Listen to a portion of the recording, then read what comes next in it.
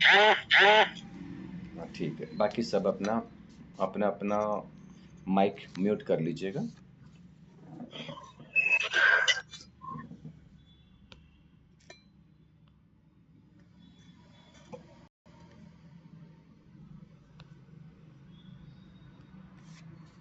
चलिए, एक बार 3 बार ओम का उच्चारण करते हैं। ओ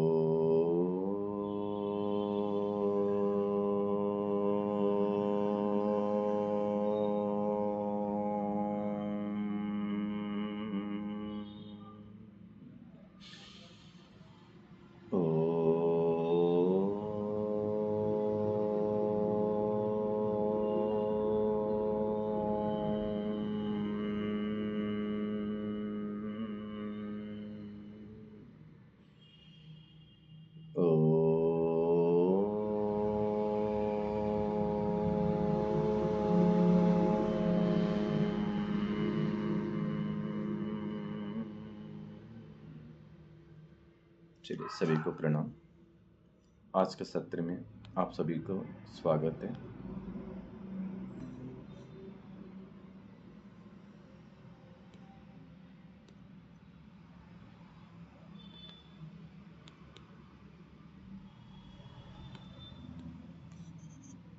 फुल स्क्रीन हो जाएगा।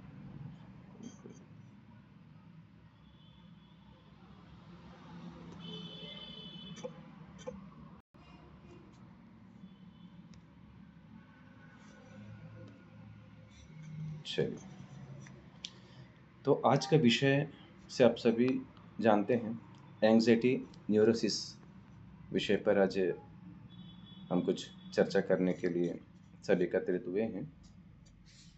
तो ये बात मेरे को बताइएगा, आप लोगों में कितने लोग जो हैं एंग्जाइटी न्यूरोसिस का नाम सुने हैं या जानते हैं, लिटिल बिट नॉलेज है, या फिर किसी को बिल्कुल एंग्जाइटी और एंग्जाइटी न्यूरोसिस के विषय में कोई जानकारी नहीं है?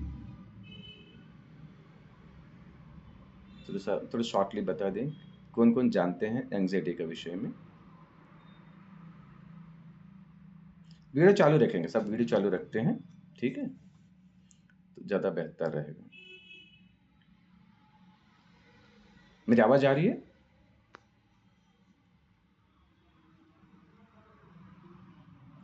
सभी को ओम। मेरी आवाज़ सुन पा रहे हैं? जी आ रही है। ठीक, आ रही देखिए, आ रही है भैया, आ रही है। ठीक है, ठीक। तो एंग्जाइटी के बारे में जानते हैं कोई? गुर्जर जी जानते हैं, और हमारे चंद्रशेखर जी तो जानते ही होंगे, सवाल ही नहीं उठता है ना। और ठीक है, देखिए, एंग्जाइटी एक ऐसी समस्या है जो व्यक्ति में एक अनावश्यक घबराहट, बेचैनी, उत्कंठता का बढ़ावा देता है। और न्यूरोसिस का मतलब होता है जब मन के कारण होने वाली किसी समस्या का हमारे शरीर में प्रकट होना, जिसे साइकोसोमेटिक डिजॉर्डर्स भी बोलते हैं। जो मन के कारण जो समस्या डेवलप होती है हमारे शरीर में, उसको न्यूरोसिस कहते हैं, विचारों के द्वारा। तो एंग्जाइटी न्यूरोसिस का मतलब क्या हुआ? तनाव या फिर उत्कंठता या फिर कहे तो घबराहट, बेचैनी के कारण उत्पन्न एक मानसिक स्थिति है। ये एंग्जाइटी कई कारणों से हो सकती है। एक किसी सिचुएशनल एंग्जाइटी हो सकती है, या फिर किसी भय के कारण हो सकता है व्यक्ति में, या फिर किस अनहोनी का डर के कारण, वही भय जो एक कारण हो सकती है। लेकिन इसका प्रभाव बहुत ही अधिक हमारे शरीर पर, मानसिक स्तर पर इसको देखने को मिलता है।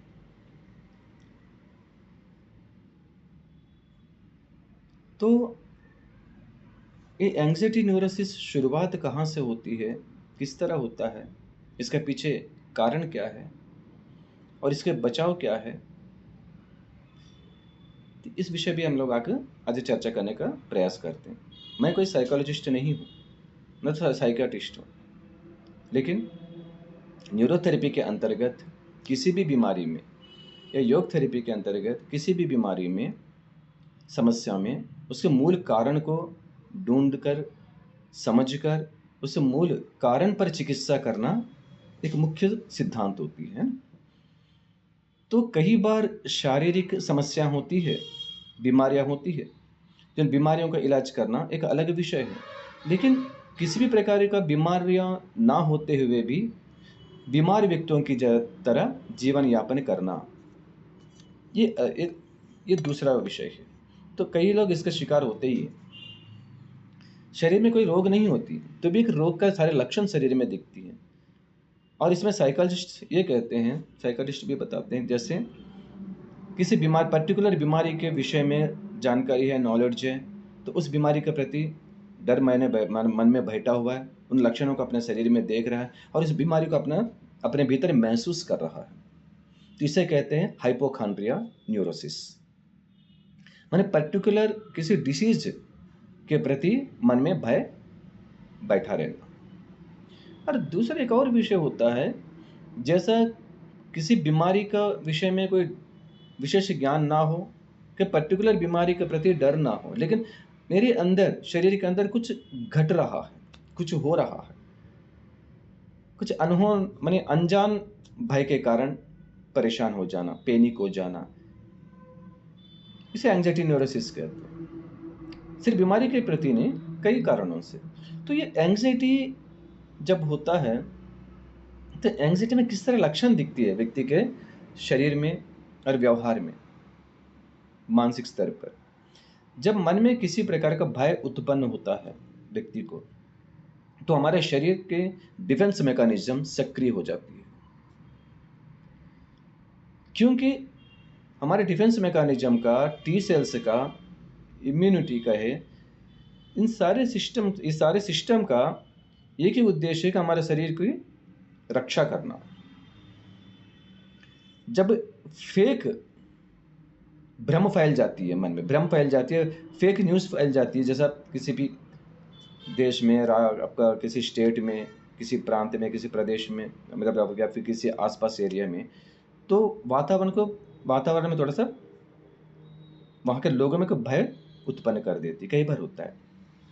तो वैसा ही, तो वहाँ पर एक अलर्टनेस शुरू हो जाती है, लोगों में अवेयरनेस शुरू हो जाती है, इसको उस अनहोनी क्या बोलते हैं, अनजान भय से हो, कि पर्टिकुलर कारण के कारण, किसी कारणवश होने वाले भय से बचाव के लिए, अपनी सुरक्षा के लिए प्रयत्न करना शुरू कर देते हैं लोग। स्वाभाविक है। हाँ, अगर किसी राष्ट्र पर किसी आक्रमण होती है, किसी देश का दूसरे राष्ट्र का, तो उस समय भी पूरा देश को अलर्ट कर दिया जाता है, अपने डिफेंस मैकेनिज्म सक्रिय हो जाती है हमारे देश की सुरक्षा के लिए, अपने देश की रक्षा के लिए। हमारे एक नागरिक सक्रिय हो जाते हैं, कोई भयभीत हो जाते हैं, काफ़ी तरह उथल पुथल मचा रहता है। तो सेम मैकेनिज्म हमारे शरीर में भी होती है। शरीर भी एक इकाई है, एक राष्ट्र की तरह। तो हमारे शरीर के अंदर मान के चलिए, किसी भी अनहोनी या अनजान भय क्रिएट हो जाती है हमारे मस्तिष्क में या हमारे मन में, तो पूरे शरीर को अलर्ट कर देती है। तो पूरे शरीर को कंट्रोल करना, मैनेज करना हमारे ब्रेन का काम है, ठीक है। तो ब्रेन अलर्ट करने लग जाती है, पूरे डिफेंस मैकेनिज्म को अलर्ट कर देती है। तो एक एग्जांपल के लिए मान के चल, मैं हम लोग कई बार एग्जांपल लेते हैं, जैसे अचानक सांप सामने आ गया, कुछ ऐसी घटना हमारे सामने आ गई, उस समय क्या क्या लक्षण दिखती है हमारे शरीर में? पल्पिटेशन बढ़ जाती है, हार्ट बीट बढ़ जाती है। कई बार क्या होती है, हमारी स्वयं की हार्ट बीट स्वयं को सुनाई देता है। ऐसा लगता है कोई ट्रेन चल रहा हो। एकदम घबराहट, बेचैनी, चक्कर आना, मुंह सूखना, गला सूख जाना, है ना। तो उस समय हरकतें भी कुछ अलग अलग तरीके से देखने को मिलेंगे। उनको तो पता नहीं चलता, लेकिन सामने वाले समझ जाते हैं कि थोड़ा सा इनका नॉर्मल बिहेवियर नहीं चल रहा, कुछ परेशान हुए, तो उस समय डॉक्टर्स को दिखाना। हाँ, कई लोग गाँव देहात में थोड़ा सा किसी बाइगा को दिखाना, किसी मंत्र तंत्र के चिकित्सा के लिए जाना। कुछ लोग ठीक हो, उसमें एक तरह का मनोचिकित्सा के जैसा उनको सांत्वना मिल जाती है, को तो उन्हें ठीक होना, नहीं तो फिर बढ़ते जाना, तो फिर उसके साइकेट्रिस्ट को दिखाना, फिर उसके सबसे पहले मेडिसिन वगैरह वगैरह, काउंसलिंग, बहुत सारे चीज़ें चलती रहती है। लेकिन ये हो क्यों रहा है? एक अनावश्यक भय, एक अनजान भय के कारण व्यक्ति अपने आप को, अपने डिफेंस मैकेनिज्म को सक्रिय बना लेना। तो इस डिफेंस मैकेनिज्म काम कैसे करती है हमारे शरीर में? जैसे एंजाइटी में, माने इस घबराहट, बेचैनी, उतावलापन में क्या होती है, हमारी किडनी के ऊपर रहने वाली एड्रिनल ग्लैंड जो है वो सक्रिय हो जाती है। वो तुरंत एड्रिनलिन को हमारी रक्तस्राव में प्रवाहित कर देती है। एड्रिनलिन क्या करती है, जैसे जैसे हार्ट तक पहुंची, हार्ट का बीट को बढ़ाती है, क्योंकि हार्ट बीट बढ़ने पर पूरे ब्लड का जो फ्लो जो है पूरे शरीर में फैलेगी, क्योंकि उस समय शरीर के लिए एनर्जी की जरूरत है।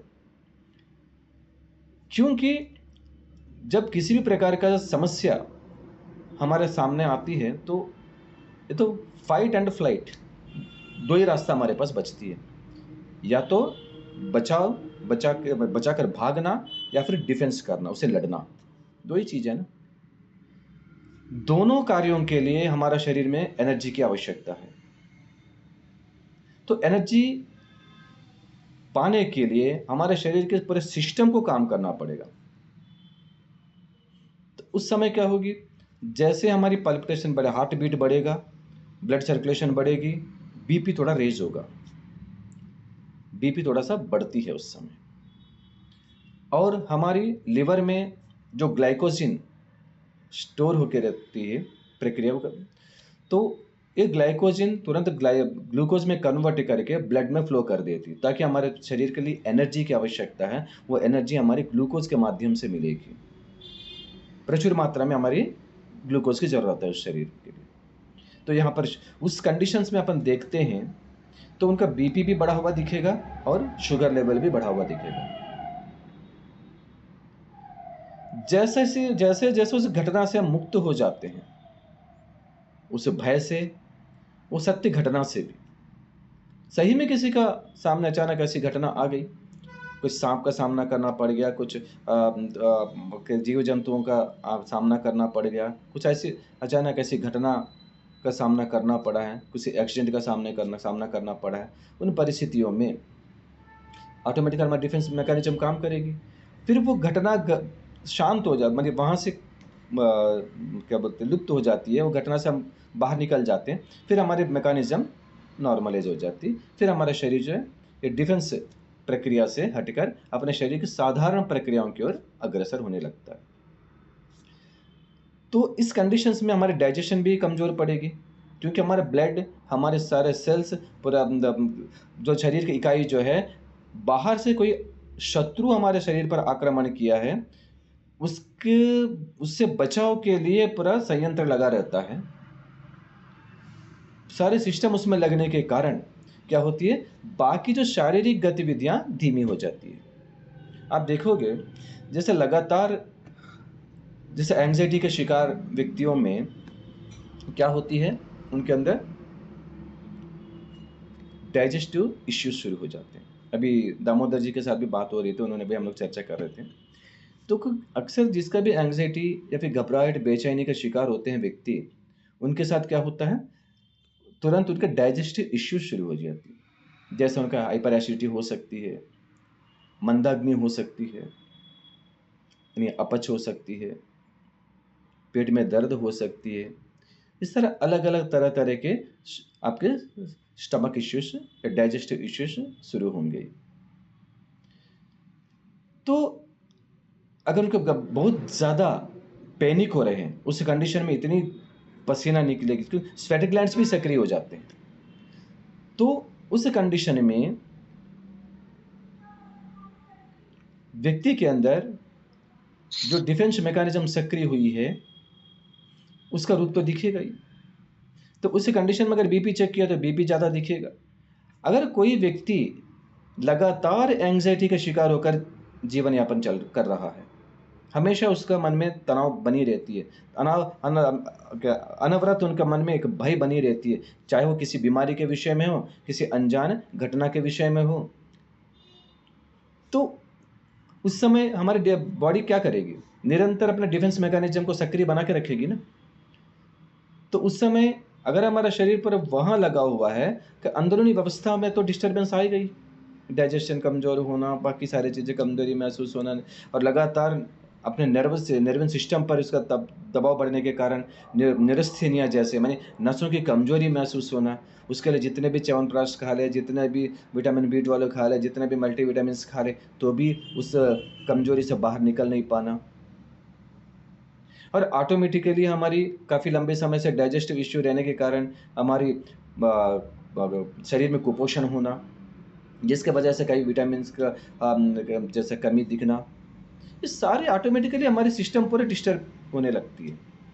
तो वहाँ पर आधुनिक चिकित्सा विज्ञान के तहत जो भी देखेंगे, आप अपना आयुर्वेद आचार्यों के माध्यम से कुछ भी देखेंगे, तो वहाँ पर कमियाँ दिखेगी ही ना। तो वहाँ पर क्या होगा, तुरंत हमारी कमियों के प्रति हम सजग होंगे, उनको दूर करने के लिए दवाइयाँ लेना शुरू करते हैं, फिर दवाई देना डॉक्टर्स भी शुरू करते हैं, मजबूरी है, जो दिख रहा है उनका विषय में तो देंगे ही ना।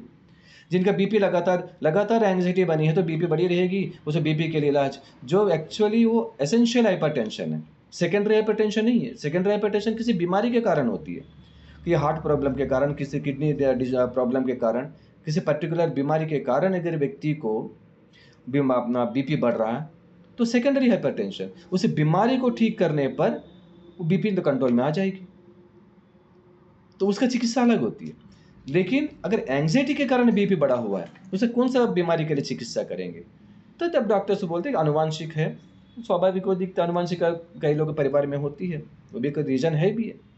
और इस तरह का अनजान कारण के कारण, अननोन रीजन्स जो होते बीपी के लिए, वो व्यक्ति को कहते हैं कि उस व्यक्ति को लगातार दवाई खाना जरूरी पड़ जाती है।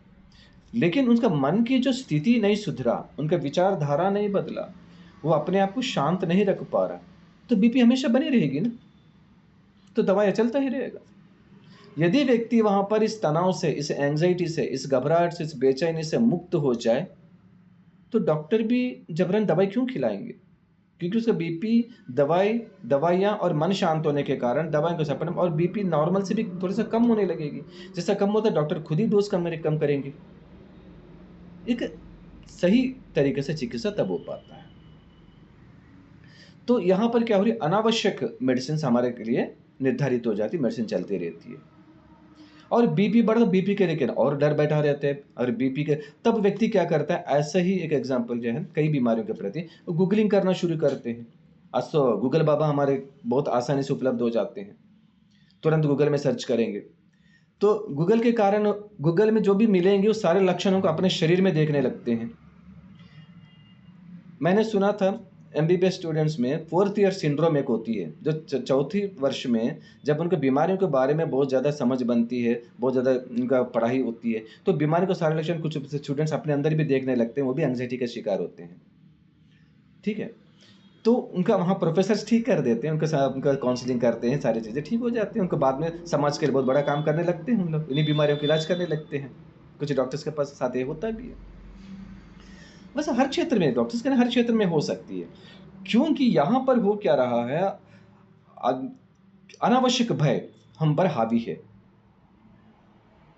मैं वही बता रहा, किसी अनजान घटना के भय हो सकती है, किसी आक्रमण का भय हो सकता है, किसी बीमारी का भय हमारे मन में हो सकती है। वो भय निरंतर हमारे शरीर मन में चली रहा हमारे शरीर सिस्टम को डिस्टर्ब करेगी। हमारे शरीर की एक प्रतिरक्षा जो सिद्धांत है और प्रतिरक्षा का जो प्रणाली है, वो शरीर को बचाने में लग जाती है।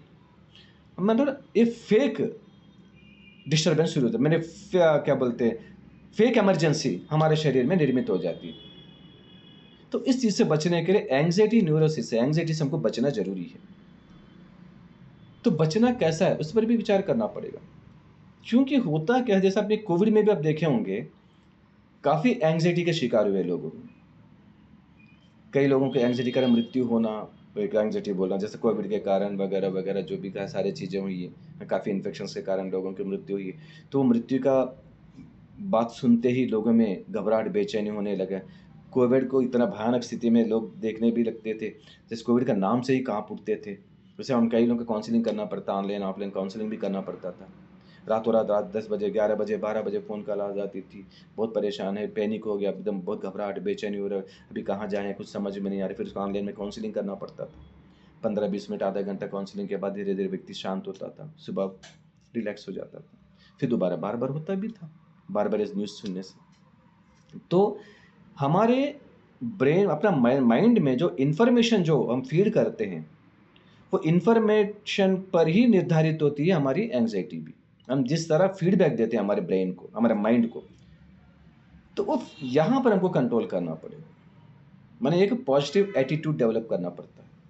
जब नेगेटिव एटीट्यूड जिनमें रहता है वो एंग्जाइटी का शिकार होते हैं। शरीर विज्ञान के प्रति जानकारी का अभाव जिनमें होता है उनको एंग्जाइटी का शिकार होना पड़ता है। वास्तविकता से जो दूर हो जाते हैं, वास्तविक परिज्ञान से जो वंचित रहते हैं, उनको भी एंग्जाइटी न्यूरोसिस होने की संभावना बढ़ जाती है। और शरीर के प्रति सजग रहना, जिसे स्वस्थ रखने के लिए प्रयास करना बहुत ज़रूरी है, लेकिन ज़रूरत से ज़्यादा फोकस करना, जैसे अलग अलग बीमारियां होती है, जैसे कई लोगों में क्या होती है, ओसीडी भी होता है, अलग से बात करेंगे उस विषय पे भी। तो बहुत ज़्यादा हर उनका इन्फेक्शंस की डर बहुत ज़्यादा रहती है। कहीं भी तो टच किया तो तुरंत साबुन से धोएंगे, क्या बोलते हैं आपका, तरह तरह केमिकल्स यूज़ करेंगे, ये सारी चीज़ें करते रहते हैं। तो जिस वजह से होता क्या है, उनके अंदर कई बीमारियां और बढ़ जाती हैं। उनको बार बार धोते रहते हैं। कोई मेहमान आए घर में, 5 मिनट बैठ के गए, तुरंत सोफ़ा के सारे पिल्लो कवर्स वगैरह, सोफ़ा कवर से धो डालते हैं, तुरंत वॉश कर लेते हैं, उसमें डेटॉल डाल देंगे, सारी चीज़ें डाल देंगे, क्योंकि कहीं इन्फेक्शन ना हो जाए। ये अनावश्यक भय।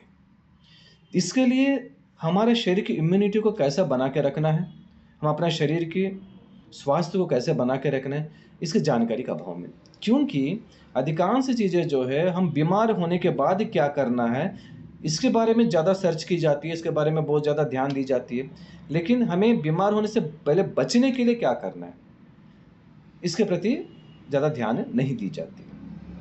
और ध्यान देते भी हैं तो इस तरह एंग्जाइटी को करते हैं, तो बहुत ज़्यादा ज़रूरत से ज़्यादा अवेयरनेस उनके अंदर डेवलप हो जाती है। वो अवेयरनेस ही उनका बीमारी का कारण भी बन जाती है। कई बार हमारे पास ऐसे रोगी आते हैं, इतनी मोटी मोटी फाइल बन जाती है उनके पास, इतनी मोटी मोटी फाइल। वो ये भी कहते हैं, हमने पिछले 5 साल से, 10 साल से, 15 साल से इतने डॉक्टर्स को देख लिए, इतने जगह हम घूम लिए, पूरा भारत घूम लिए, कभी पूरा जगह घूम लिए, कोई मेरी बीमारी को पकड़ ही नहीं पाया। कौन सी बीमारी ऐसी है 15, 20, 25 साल तक समय दे रहा है उस विषय में, वो जांच करवा रहा है, डॉक्टर्स के पास जा रहा है, डॉक्टर भी समझ रहे, बोले तो एंग्जाइटी वाले हैं, ठीक है, उनको कोई प्रॉब्लम नहीं है। फिर वो समझाएंगे तो डॉक्टर भी भरोसा नहीं रहता, क्योंकि इतने बड़े डॉक्टर बन जाते हैं, पेशेंट इतना बड़ा डॉक्टर बन जाता है, सारे रिसर्च उनके पास रहता है, ठीक है। जिनके डॉक्टर्स के पास जो सोल्यूशन नहीं है, उससे कई गुना ज़्यादा सोल्यूशन इनके पास रहता है, लेकिन वो सोल्यूशन उपयोग नहीं होता बेचारे, क्योंकि मन बहुत ही विचलित हो चुका है भय के कारण, वही शांत मन से नहीं देख पाते।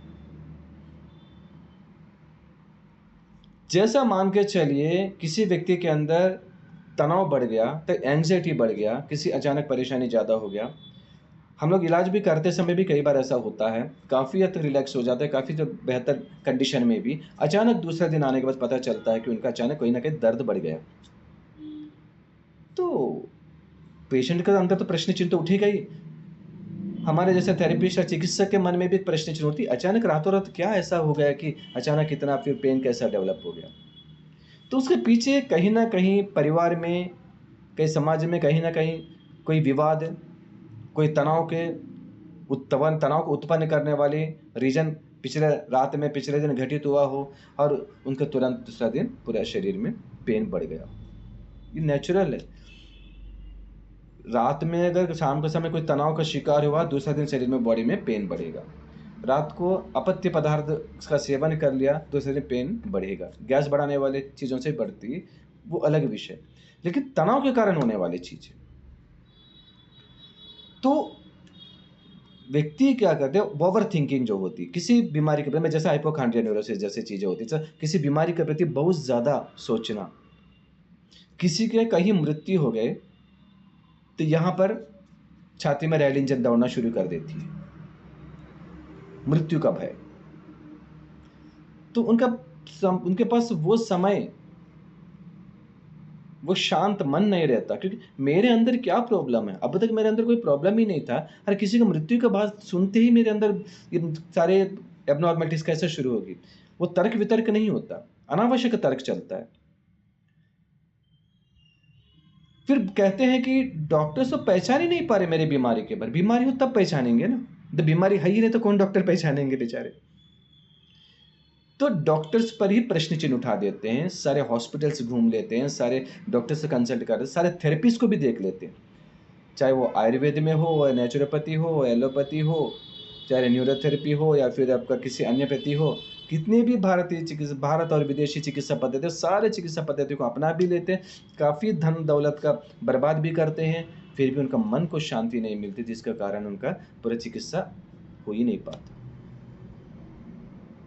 तो दोष जो है उन चिकित्सकों पर मंडरा दिया जाता है, डॉक्टर्स में इलाज नहीं कर पाए। और कई लोगों में काफी लंबे समय तक तनाव से ग्रसित होते हैं। उसका बाई प्रोडक्ट, उस लंबी तनाव के कारण उसका बाई प्रोडक्ट जो है पेन, मन की जो दर्द है वो शरीर में दिखती है। ये सारी चीजें मनोविज्ञान के प्रति जिनका समझ है, जिनका नॉलेज है, या फिर समझने का, जानने का रुचि रखते हैं, वो समझ पाते हैं। तो कई लोग इनको समझ नहीं पाते, घर वाले भी नहीं समझ पाते। घर वाले तो ऐसा बोलते तो पागल हो गए, तो परेशान कर दे रहा, मेरा पति परेशान कर दे रहा है, मेरे पत्नी परेशान कर दे, मेरा बेटा परेशान कर दे, मेरे पिता परेशान कर दे रहे हैं, ये तो पागल हो गए। पागल नहीं हुआ, पागलपन अलग विषय है, लेकिन एक अनावश्यक भय, तो ये भय क्रिएट होने के पीछे कारण क्या है, उस पर हमको फोकस करना है। एंग्जाइटी के पीछे कोई ना कोई घटना जरूर रहती है। जैसा कोविड के बाद ये एंग्जाइटी समस्या बहुत ज़्यादा तेज़ी से बढ़ा था, अब थोड़ा सा कुछ लोग रिलैक्स हो भी रहे हैं काफ़ी हद तक, लेकिन उस समय काफ़ी बढ़ा हुआ था, क्योंकि एक क्या बोलते हैं, एक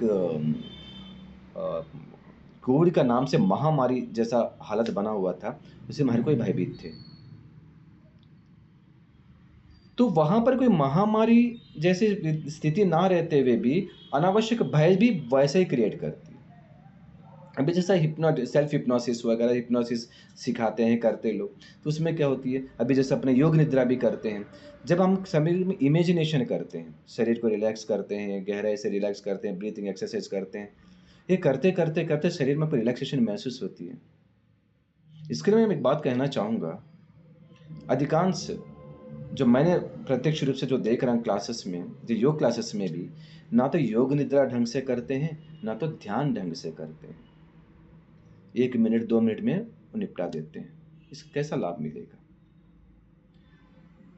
तो जिन चीज़ों को हमको देखना है, यही तो साधना है, शरीर को और मन को उस लेवल पर लेके जाने का, चाहे योग के माध्यम से हो, या फिर अपना मॉडर्न मेडिकल सिस्टम चाहे हिप्नोसिस के माध्यम से हो, या फिर अपने पॉजिटिव एटीट्यूड या पॉजिटिव थिंकिंग के माध्यम से हो। ये समझना पड़ेगा। वास्तविकता अवास्तविकता का बीच में भेद जो है उसको समझना बहुत आवश्यक है।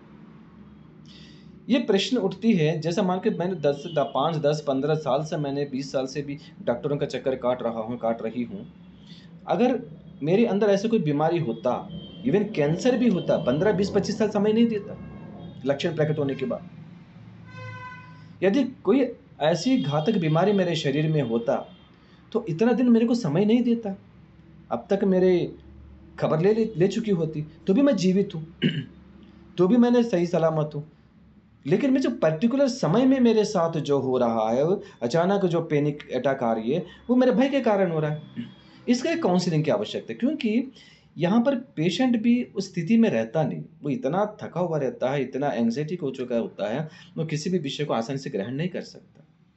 इसमें अलग अलग कई बार 15 से 20 सीटिंग्स तक लग सकती है, कई बार आधा घंटे से लेकर के 2 घंटा 1 घंटा भी लगता है काउंसलिंग में, क्योंकि उनके मन में जो चीज़ें बैठी हुई उनको वॉश आउट करना, उनको बाहर निकालना, मैंने माइंड को क्लीन करना।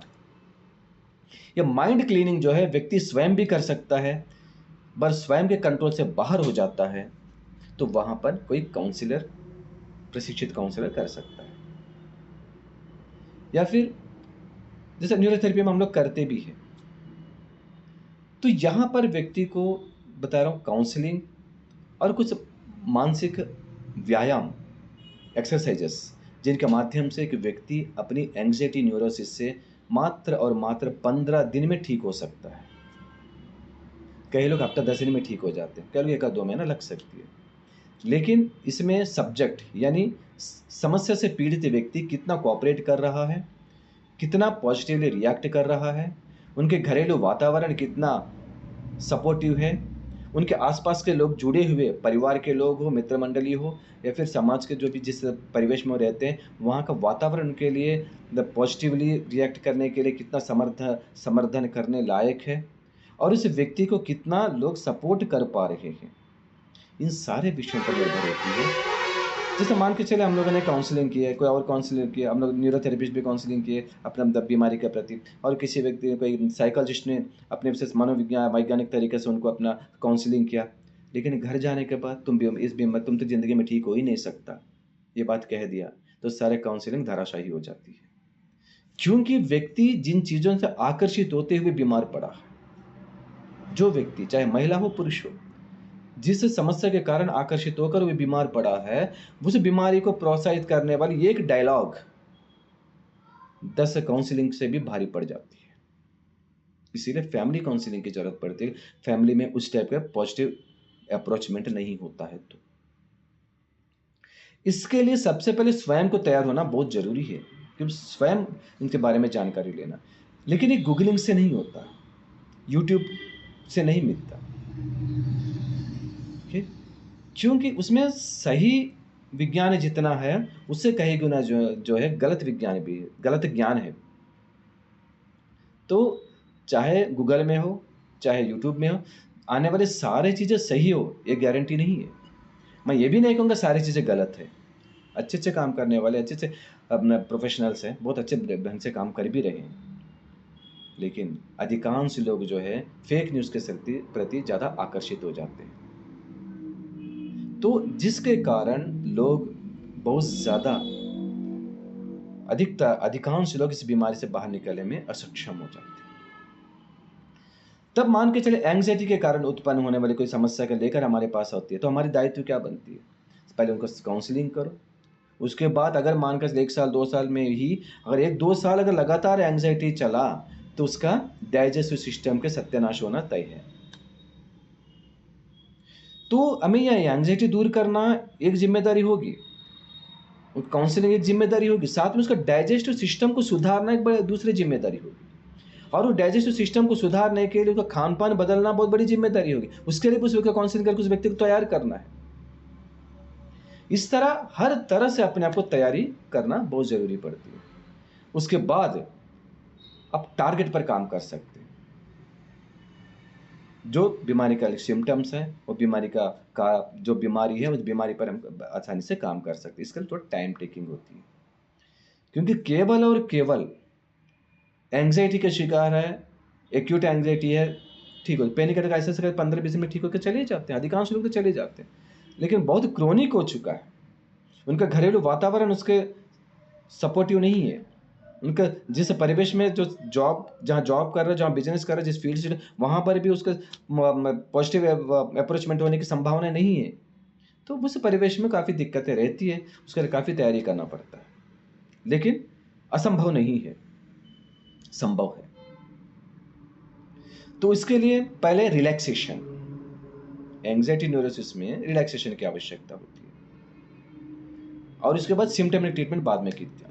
देखिए, दूसरी बात जो है साइकोसोमेटिक डिसऑर्डर, ये एंग्जाइटी न्यूरोसिस के कारण ही डेवलप होती है। इस संसार में कोई भी बीमारी पूरी तरह ना तो साइकिक है ना तो सोमेटिक है, मैंने ना ही पूरी तरह शारीरिक होती है ना ही पूरी तरह मानसिक होता है।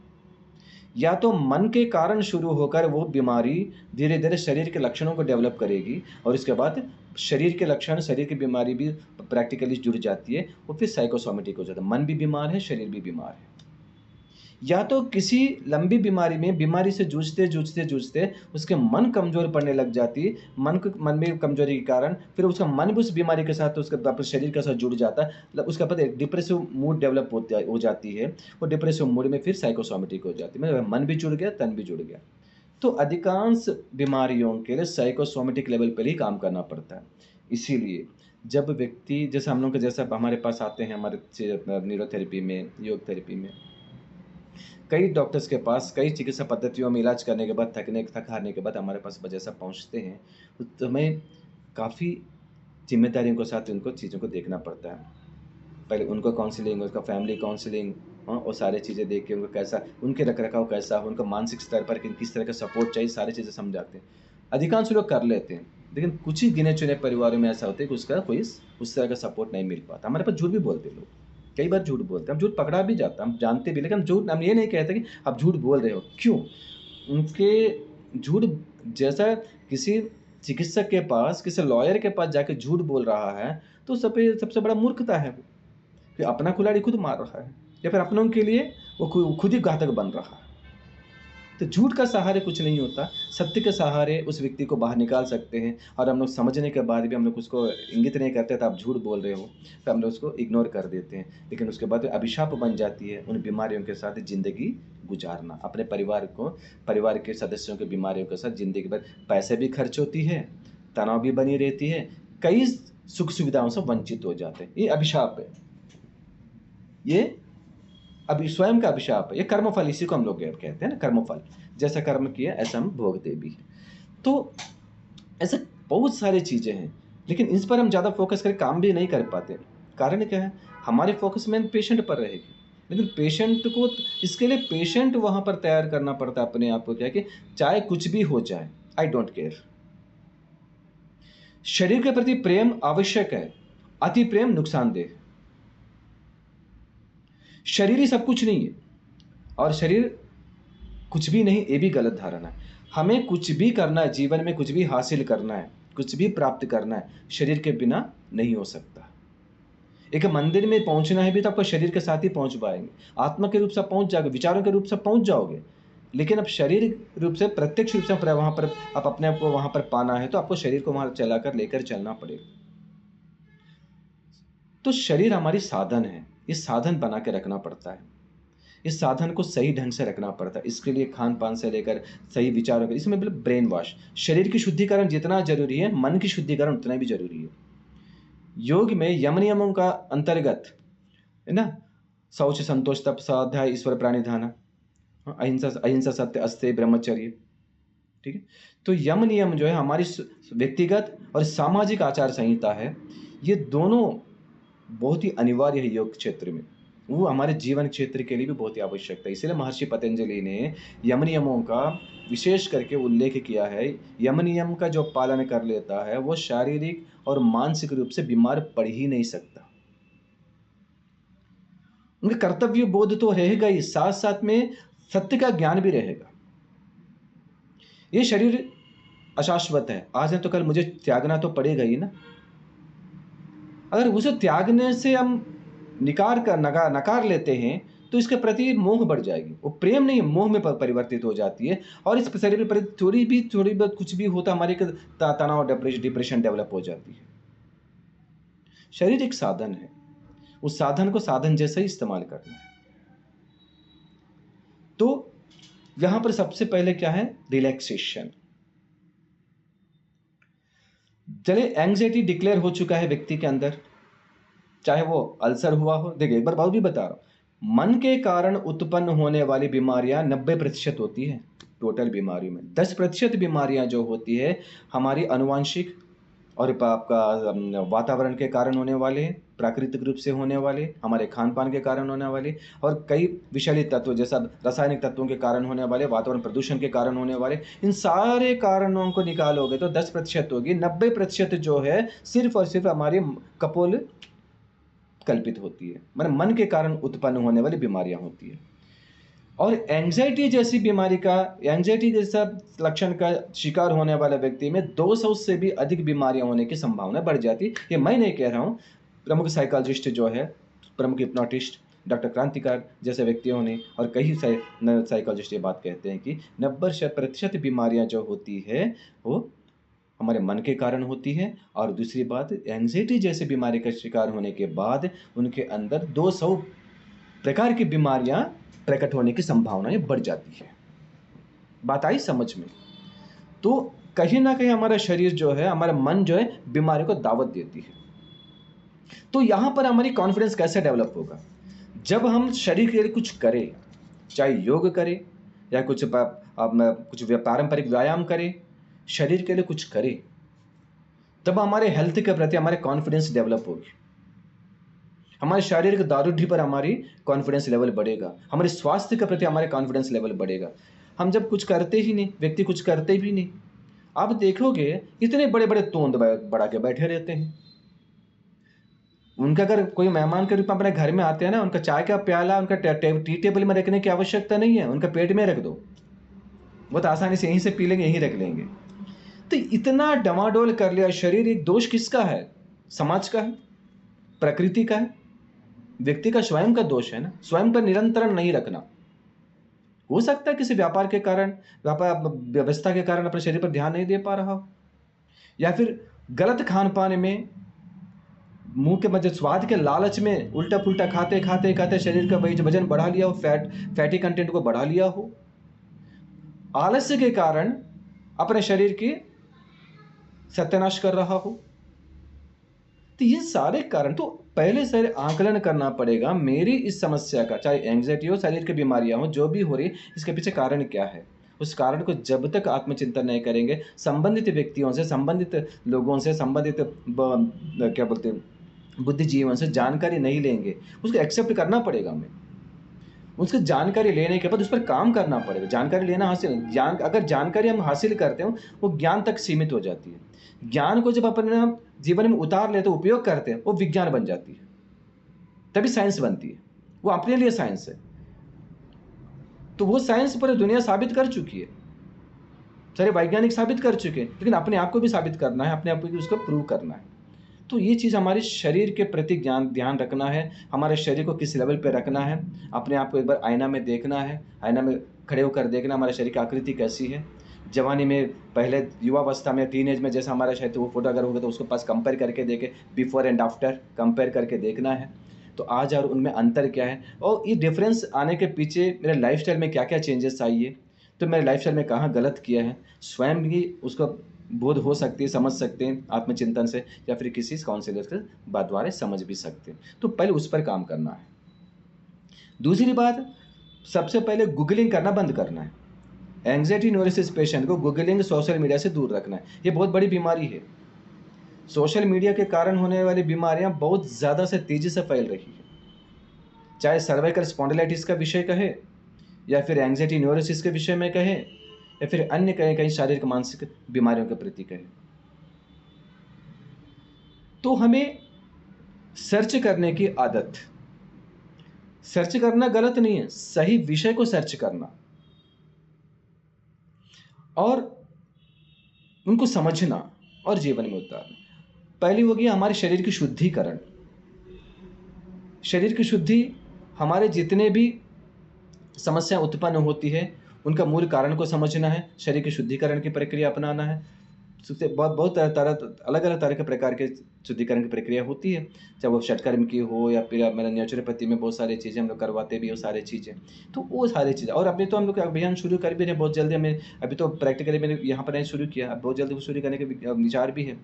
वैसे लोग जो इंटरेस्टेड है उन लोगों को सिखा कर अपने वीकली वंस जो अपने शरीर का शुद्धिकरण को करने की तैयारी करें।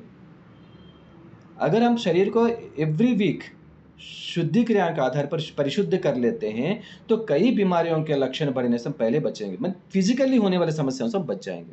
और रही बात मानसिक, आज बात विशेष करके बात जो चल रही मानसिक स्तर पर, तो जैसी शुद्धिकरण हम शरीर की जरूरत है, वैसी शुद्धिकरण हमारे मस्तिष्क के लिए, हमारे विचारों के लिए जरूरत है। तो आध्यात्मिकता के सपोर्ट में हो या वैज्ञानिक तरीके से हो, सत्य को समझना ये बहुत ज़रूरी है। और जब जो नेगेटिविटी हमारे अंदर बढ़ रही है, नेगेटिविटी हमारे अंदर डेवलप हो रही है ना, शरीर के प्रति नकारात्मक विचार बढ़े, तो हम अपने आप को बिजी रखना जरूरी है। खाली दिमाग शैतान का घर कहते हैं ना, है ना? तो ये खाली दिमाग ही हमारी बीमारी का कारण है। एक समय व्यक्ति इतना व्यस्त हुआ करता था, जैसा जॉइंट फैमिलीज हो, बाकी अन्य समस्या नहीं कह सकता, अन्य क्या बोलते हैं शेड्यूल्स में, तो व्यक्ति को अपने पूरे सोचने का समय कम रहता था। अभी तो समय ही समय है, हम दो हमारे दो, कभी अब हम तो हमारे एक भी चल रहा है ना। तो ये चीज़ क्या हो रही है, हम कहीं ना कहीं व्यस्ततम लाइफस्टाइल से, व्यस्त तो है, अनावश्यक व्यस्तता है, लेकिन जरूरी व्यस्तता नहीं है। या तो हमने सोशल मीडिया में लगे हैं या फिर हमने किसी गैसिप्स में लगे हैं। तो उन चीज़ों से बाहर निकलना है। तो मैक्सिमम जो चीज़ें हम शरीर के लिए करना है। तो इस सेल्फ काउंसलिंग भी बहुत सपोर्टिव है। जब सेल्फ काउंसलिंग से काम नहीं हो पा रहा, संबंधित प्रोफेशनल से काउंसलिंग लेकर अपने आप को स्थिति से बाहर निकालना जरूरी है, ताकि ये आने वाला समय, जो आज बीमार नहीं मात्र एंग्जाइटी है, वो एंग्जाइटी आने वाला समय में कई घातक बीमारियों का भी कारण ना बन जाए। ये एक एग्जाम्पल मैं बता रहा हूँ, एक व्यक्ति के साथ ऐसा हुआ है जो काफ़ी साल, उस समय हमारे आरोग्य पतंजलि केंद्र का संचालन था। उस समय हमारे पास एलोवेरा के लिए, जूस के लिए, आंवला जूस के लिए आया करते थे, डॉक्टर से मिलते थे, कोई दवाई लेके जाते थे। फिर मेरे से बता रहे, सर मेरे को ना बहुत डर लगता है। क्या हुआ? तो यहाँ उल्लेख करना मैं नहीं चाह रहा था, लेकिन एज एक केस हिस्ट्री के आधार पर हमको कहना जरूरी है। तो उन्हें किसी व्यक्ति से गलत संबंध जुड़ गया था, किसी महिला के साथ। कुछ समय बाद पता चला कि उनके पति जो है HIV माने आपका एड्स से मृत्यु हो गई। तो इनके अंदर डेवलप हुई HIV का फोबिया, जिसे हाइपोखॉन्ड्रिया न्यूरोसिस कहते हैं। जो पर्टिकुलर बीमारी के प्रति उनका भय था। पहले तो गलत कर्म किया, गलत रास्ता चुना, और गलत रास्ते के कारण जो अभिशाप के रूप में जो भय उनको मन में निर्मित हुई, अभी वो HIV पॉजिटिव है नेगेटिव किसी को पता नहीं था। तो मैंने एक बात बताया कि एलिसा टेस्ट करवा लो, जो भी अपना HIV का डॉक्टर से मिलकर टेस्ट करवा लो, आपको पिक्चर क्लियर हो जाएगी। अगर वैसा कंडीशन है तो आप इलाज करवा सकते हैं, नहीं है तो बिंदास हो गए। लेकिन उसमें इतना एंग्जाइटी था, नहीं सर अगर पॉजिटिव निकल गया तो, ये तो का डर से 5 साल बिता दिया व्यक्ति ने। बीच में दिखना बंद हो गया। मेरे को डाउट भी हुआ, शायद HIV का पॉजिटिव निकला होगा, कुछ गड़बड़ हुआ होगा, शायद यह लीला समाप्त कर लिया होगा। एक दिन अचानक प्रकट हो गए 5-6 साल बाद। मैंने बोला कैसे हो भाई साहब? मैं बढ़िया हूँ सर, लेकिन वही प्रॉब्लम, अब डायबिटीज हो गया है, इंसुलिन चल रहा है। मैं ऐसा क्या हो गया? योग भी करता था, सारी चीज़ें करते थे, एक्सरसाइज भी कर, कैसा हो गया? तो तब पता चला ये 5 बजे में कई समय से इन्होंने ये एंग्जाइटी के साथ गुजारा था, कई डॉक्टर्स भी बदल रहा था, लेकिन एक डॉक्टर ने क्या किया, उनको बिना बताए HIV का टेस्ट करवा दिया।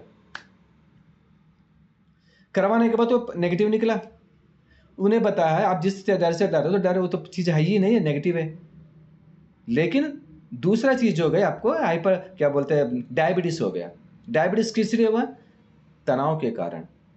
5-6 साल लगातार तनाव के शिकार होकर, एंग्जाइटी न्यूरोसिस के शिकार होकर एक बीमारी, मैंने अभी बताया था ना, जैसा कि अपना एड्रिनल ग्लैंड सक्रिय हो जाती है, एड्रिनल ग्लैंड सक्रिय होता है, एड्रिनल स्राव को ब्लड में फ्लो करेगी, फिर उसके बाद हार्ट बीट बढ़ेगा, और ग्लाइकोजन जो है लिवर में स्टोर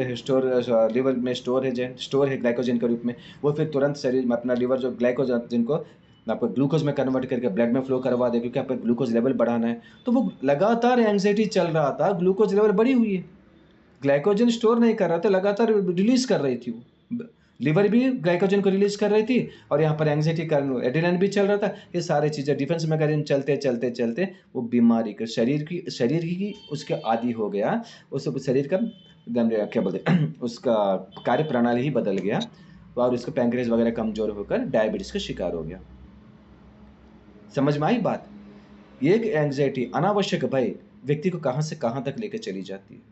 कोई अनिद्रा का शिकार हो जाता है, कोई अन्य बीमारी का शिकार हो जाता है, ऐसे कई चीज़ों से लोग शिकार होने लगते हैं। तो इसके लिए बहुत सारे, एक रिलैक्सेशन, मैंने जो योग क्लासेस के बारे में भी कहता हूँ, कई बार बताता हूँ, मैं कहीं बाहर तो नहीं कहता, मन में थोड़ी सी नाराजगी आती है जब सारे अभ्यास होने के बाद आपका ध्यान एवं योग निद्रा करने का नौबत आती है। मैंने ये भी देखा, सारे आसन करते हैं, बढ़िया बढ़िया थके हुए कर लेते हैं, आसन एक्सरसाइज कर लेते हैं, 2-3 मिनट में या ज़्यादा से 5 मिनट में सब आसन करके निपट जाते हैं। उसके बाद बाकी प्रयास में आ जाते हैं, 2 मिनट 1 मिनट क्या बोलते हैं ध्यान का अभ्यास कर लिए, खत्म।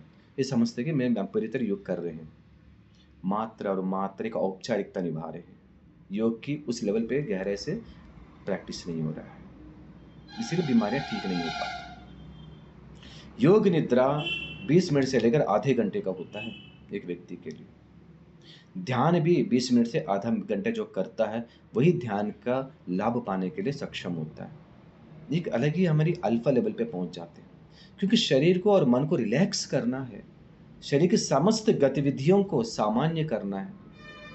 वो गतिविधियां सामान्य करने की प्रक्रिया तभी संभव होता है जब आप अल्फा लेवल पे लंबी समय तक रह पाते हैं। अल्फा लेवल किसको बोलते हैं? जैसे आप ध्यान दीजिए, जब रात को हम सोने के लिए जाते हैं, थोड़ी देर में गहरी नींद महसूस होती है, लेकिन सारे चीज़ों का बोध होता है आपका। कोई आहट हो रहा है, कोई चल रहा है, कोई हल्का फुल्का आवाज़ आ रही है, कुछ महसूस जरूर करते, लेकिन आप आंखें नहीं खुल पाती, खोल ही नहीं पाते, बिस्तर से उतरने का मन नहीं करेगा, और पल भर में आप किसी भी क्षण में आप नींद में जा सकते हैं। इसी को कहते हैं अल्फा लेवल। अगर जिसका माइंड इस अल्फा लेवल में है, उस अल्फा लेवल को अगर सही ढंग से इस्तेमाल कर लिया, प्रयोग कर लिया, तो समस्या के सारे शारीरिक मानसिक समस्याओं से मुक्ति पाना संभव हो सकता है। ये जो है आपके सेल्फ हिप्नोसिस में भी हो सकती है, योग निद्रा के माध्यम से हो सकता है, ये रिलैक्सेशन के उदाहरण हो सकता है, ये अभ्यास है। तो मन पहले माइंड को रिलैक्स करना और बॉडी को रिलैक्स करना और पॉजिटिव एटीट्यूड को डेवलप करना और सकारात्मक विचार के साथ, वही पॉजिटिव एटीट्यूड के साथ हमें आगे बढ़ना। और सोशल मीडिया नेगेटिव अप्रोचमेंट से दूर रहना। हम पॉजिटिव एटीट्यूड जितना डेवलप करेंगे उतना नेगेटिव अप्रोचमेंट से भी दूर रहना है। नेगेटिव, मैं एक बात कहता हूँ, हमेशा नेगेटिविटी को फैलाने वाले, जैसे मान के चले कोई बता रहा, अरे बीमारी तो ठीक नहीं होगा, मैं वहाँ देख लिया, कई लोगों को मैंने देख लिया, वो कैंसर से उनका वो तो मौत हो गया, कैंसर से बचने वाले भी हैं, मृत्यु के शिकार होने वाले भी हैं। तो इस तरह नेगेटिव एटीट्यूड जो रखते हैं, नेगेटिव अप्रोच करते हैं, नेगेटिव वार्तालाप करते रहते हैं, उनसे जितना दूर रहें उतना ज़्यादा बेटर रहता है, क्यों? अपनी सुरक्षा के लिए।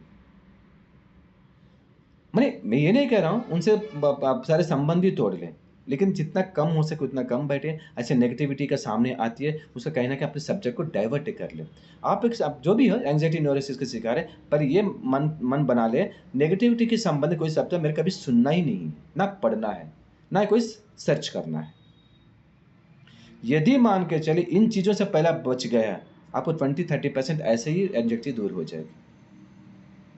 ठीक है, तो हमें एंग्जाइटी से दूर होने के लिए पहले क्या चाहिए? हमें रिलैक्सेशन रोज करना है, सुबह शाम सुबह शाम, सुबह हम समय मिले दोपहर के बराबर करें। ये रिलैक्सेशन क्या करेगी? आपके शरीर के सारे सिस्टम को बैलेंस करेगी, क्योंकि जब हमारे sympathetic and parasympathetic nervous system जब काम करती है, सिंपैथेटिक नर्वस सिस्टम क्या करती है? हमारे डिफेंस मैकेनिज्म को जब बल देती है। सिंपैथेटिक नर्वस सिस्टम जो है हमारी उस उतावलापन को, तनाव को शांत करती है।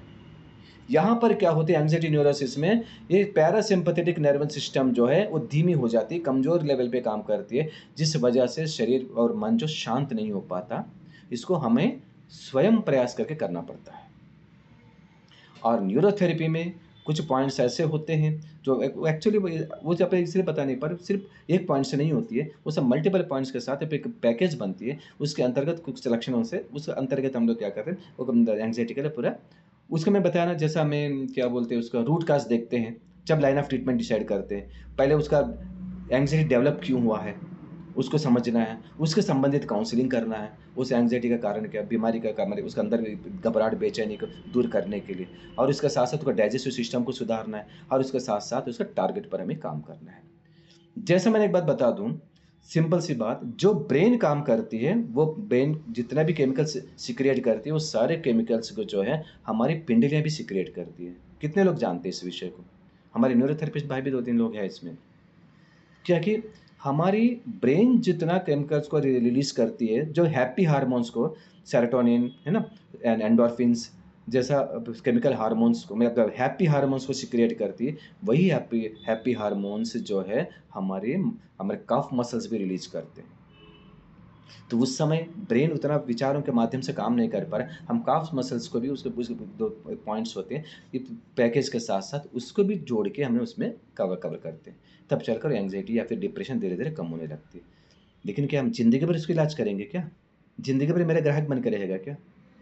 न तो हम बनाना चाहेंगे। वैसा पेशेंट हमारे पास सालों-साल पड़ा रहेगा, तो हमारा नाम भी खराब होगा, उसका धन भी व्यर्थ होगा, उसका आत्मविश्वास भी कमज़ोर पड़ जाएगा। तो यहाँ पर हमें करना क्या है, पहले उसको काउंसलिंग के माध्यम से, उसको मनोवैज्ञानिक तरीक़े से उसको पहले इस चीज़ से बाहर निकालने का प्रयास करना पड़ेगा। उसके लिए ज़रूरत पड़ने पर पूरा फैमिली का काउंसलिंग लेना पड़ेगा। ये ज़रूरी है, अगर वहाँ पर सारी चीज़ों को सुधार कर हम टारगेट कर काम करेंगे, बहुत आसानी से यूँ 15 दिन में हम इस चीज़ों को ठीक कर सकते हैं। कोई भी ठीक कर सकता है। स्वयं भी कर सकता है, लोग भी कर सकते हैं। कोई प्रोफ़ेशनल भी कर सकता है। तो इस पर काम करना है। तो हमें जैसा रिलैक्सेशन और क्लींजिंग प्रोसेस, और क्लींजिंग प्रोसेस अपना माइंड से। माइंड क्लींजिंग बहुत ज़रूरी है। माइंड क्लींजिंग में मैं बता नेगेटिव अप्रोचमेंट्स को दूर करना है, नेगेटिव थॉट्स को दूर करना है और नेगेटिविटी को दूर करना है। दूर करने के लिए अभ्यास करना है। बिना अभ्यास का संभव नहीं होगा। बिना अभ्यास से कभी संभव नहीं हो सकता। मात्र मैं अभी भी थोड़ी देर पहले कह रहा था, जो भी विषय को हम सुन के छोड़ देते हैं, हमारे पास एक ज्ञान का अर्जन होता है। वो ज्ञान हमारे पास है। लोग बोलते हैं, हाँ, मैं भी जानता हूँ। हाँ, मैं भी करता था। मैं भी सुना था। करते हो? नहीं करते। जब स्वयं जीवन में उतार लेते हो, विज्ञान बन जाता है। वो साबित भी हो जाती है। तो इस तरह उसके बाद खान-पान में जो अपने सावधानियाँ, अनावश्यक अभक्ष्य पदार्थों का सेवन। यह परहेज जो होती है, उस चिकित्सा पद्धति के लिए नहीं होता। लोग कहते हैं आयुर्वेद में परहेज ज़्यादा है, होम्योपैथी में परहेज ज़्यादा है। परहेज जो हो रही है, वो किसी भी परहेज आपको वो चिकित्सा पद्धति कोई थोड़ी बीमार थोड़ी है। आयुर्वेद बीमार है क्या? न्यूरोथेरेपी बीमार है क्या? एक्यूप्रेशर बीमार है क्या? बीमार है कौन? व्यक्ति बीमार है। तो व्यक्ति के अंदर व्याधि पनप रही है, उसका लाइफ़स्टाइल में कहाँ कमज़ोरी है? कहाँ गलत लाइफ़स्टाइल है? उसको नहीं सुधारेंगे तो उसका स्टमक कैसे ठीक करोगे? इसी के लिए हमें पहला दिन 1 से 1.5 घंटा काउंसलिंग होती है पेशेंट की। तब उसके बाद वो पेशेंट विल होता है, उसका विलिंग दिखाता है, मैं इसके लिए तैयार हूँ, तब उस पेशेंट को एक्सेप्ट करते हैं, नहीं तो पेशेंट को हम रिजेक्ट कर देते हैं। क्योंकि पेशेंट हमारे लिए ग्राहक नहीं है, हमारे लिए एक क्या बोलते हैं, एक एक्सपेरिमेंट भी है, और उसके बाद हमारी जो जानकारी हमारे पास है, उसका परीक्षण का भी सवाल उठता है। क्योंकि पेशेंट खरा उतरने के लिए तैयारी नहीं तो कुछ नहीं कर पाते। तो एंग्जायटी के बारे में समझ तो बन रहा है। तो एंग्जायटी कहाँ होती है? हमारी लैक ऑफ नॉलेज, हमारी ज्ञान का अभाव, जानकारी का अभाव। पर जानकारी को जानकारी हासिल करने के लिए गलत सर्च नहीं करना है। ये बीमारी का लक्षण क्या है, बीमारी में क्या हो रहा है, इस बीमारी में वो चीज़ छोड़िए। तब अपने मन को इस चीज़ से बाहर कैसा निकालना है, उसके बारे में समझना है। इतने 1 घंटे का 1 घंटे का जो क्लासेस हो रही है, उसी के कारण हो रहा है, क्योंकि हमारे पास आने वाले पेशेंट में कई लोग साइकोसोमेटिक डिसऑर्डर से शिकार हैं, और बाहर समाज में भी हम लोग देखते हैं। तो इन चीज़ों पर हमको काम करना पड़ेगा। तो एंग्जायटी न्यूरोसिस के विषय में जो बात हुई है, तो ये एक पहलू है। इसमें डायग्नोसिस, ट्रीटमेंट, ये अलग पहलू है। बहुत लंबी प्रोसेस भी चलती है, कई लोगों को शॉर्ट प्रोसेस में ठीक भी हो जाता है। लेकिन इसका कारण एक ही कारण है, मैंने बार-बार यही कह रहा हूँ, दोहरा रहा हूँ, बार-बार बल देकर दोहरा, हमारी जानकारी का अभाव है। एक अनजान भय, मेरे साथ कुछ हो रहा है। तो आध्यात्मिक क्षेत्र में लोग क्या करते हैं, सारी ज़िम्मेदारी ईश्वर पर छोड़ देते हैं, भगवान पर छोड़ देते हैं। जो कुछ भी हो रहा तुम्हारा ही देन है भगवान, मैंने अपने आप को समर्पित कर लिया। वो अपना ज़िम्मेदारी से मुक्त हो जाता है। क्यों? या तो किसी भगवान पर भरोसा करेगा, किसी चिकित्सक पर भरोसा करेगा, नहीं तो स्वयं पर भी भरोसा करेगा। यदि व्यक्ति किसी भगवान पर विश्वास करे ना करे, किसी प्रकृति पर विश्वास करे ना करे, किसी इंसान पर विश्वास करे ना करे, लेकिन स्वयं पर विश्वास ना करे, तो उसके लिए कोई रास्ता ही नहीं बचता। क्योंकि आत्मविश्वास से बढ़कर कोई मित्र नहीं होता, आत्मबल से बढ़कर कोई ताकत नहीं होता। सबसे पहले हमारे आत्मविश्वास, आत्मबल को बढ़ाने के लिए काम करना है। अगर आत्मविश्वास, आत्मबल दोनों एक हो जाए, माने आत्मविश्वास आत्मबल में रूपांतरित हो जाए, उस व्यक्ति का इस दुनिया में कोई सामना नहीं कर सकता, उसको कोई फेल्यूर कर ही नहीं सकते। और दूसरी बात, हमारी बीमारियों का कारण किसी औरों पर मंडराने के बजाय उसका जिम्मेदारी स्वयं लेना होगा। क्योंकि हमारे ट्रिगर जो है, हमारी जो रिमोट जो दूसरों के हाथ में दे रखते हैं। मेरा पति ऐसा रहता है इसलिए मैं ऐसा हूं, मेरे पत्नी ठीक से रहती नहीं है इसलिए मैं ऐसा रहता हूं। अरे पत्नी जैसी भी रहती है, तुम्हारा दिमाग कहाँ गया? तुम्हारे पति जैसा भी रहता है और तुम्हारा दिमाग कहाँ गया, ये तो ध्यान होना चाहिए ना। शरीर आपका है क्योंकि आपका पति का है, पति तो आपका है, पत्नी आपकी है, आपके बच्चे आपके हैं, लेकिन शरीर तो आपका है ना, आपका शरीर किसी और का नहीं है। सही है कि गलत? अपना शरीर अपना है, भोगना तो हम ही को है।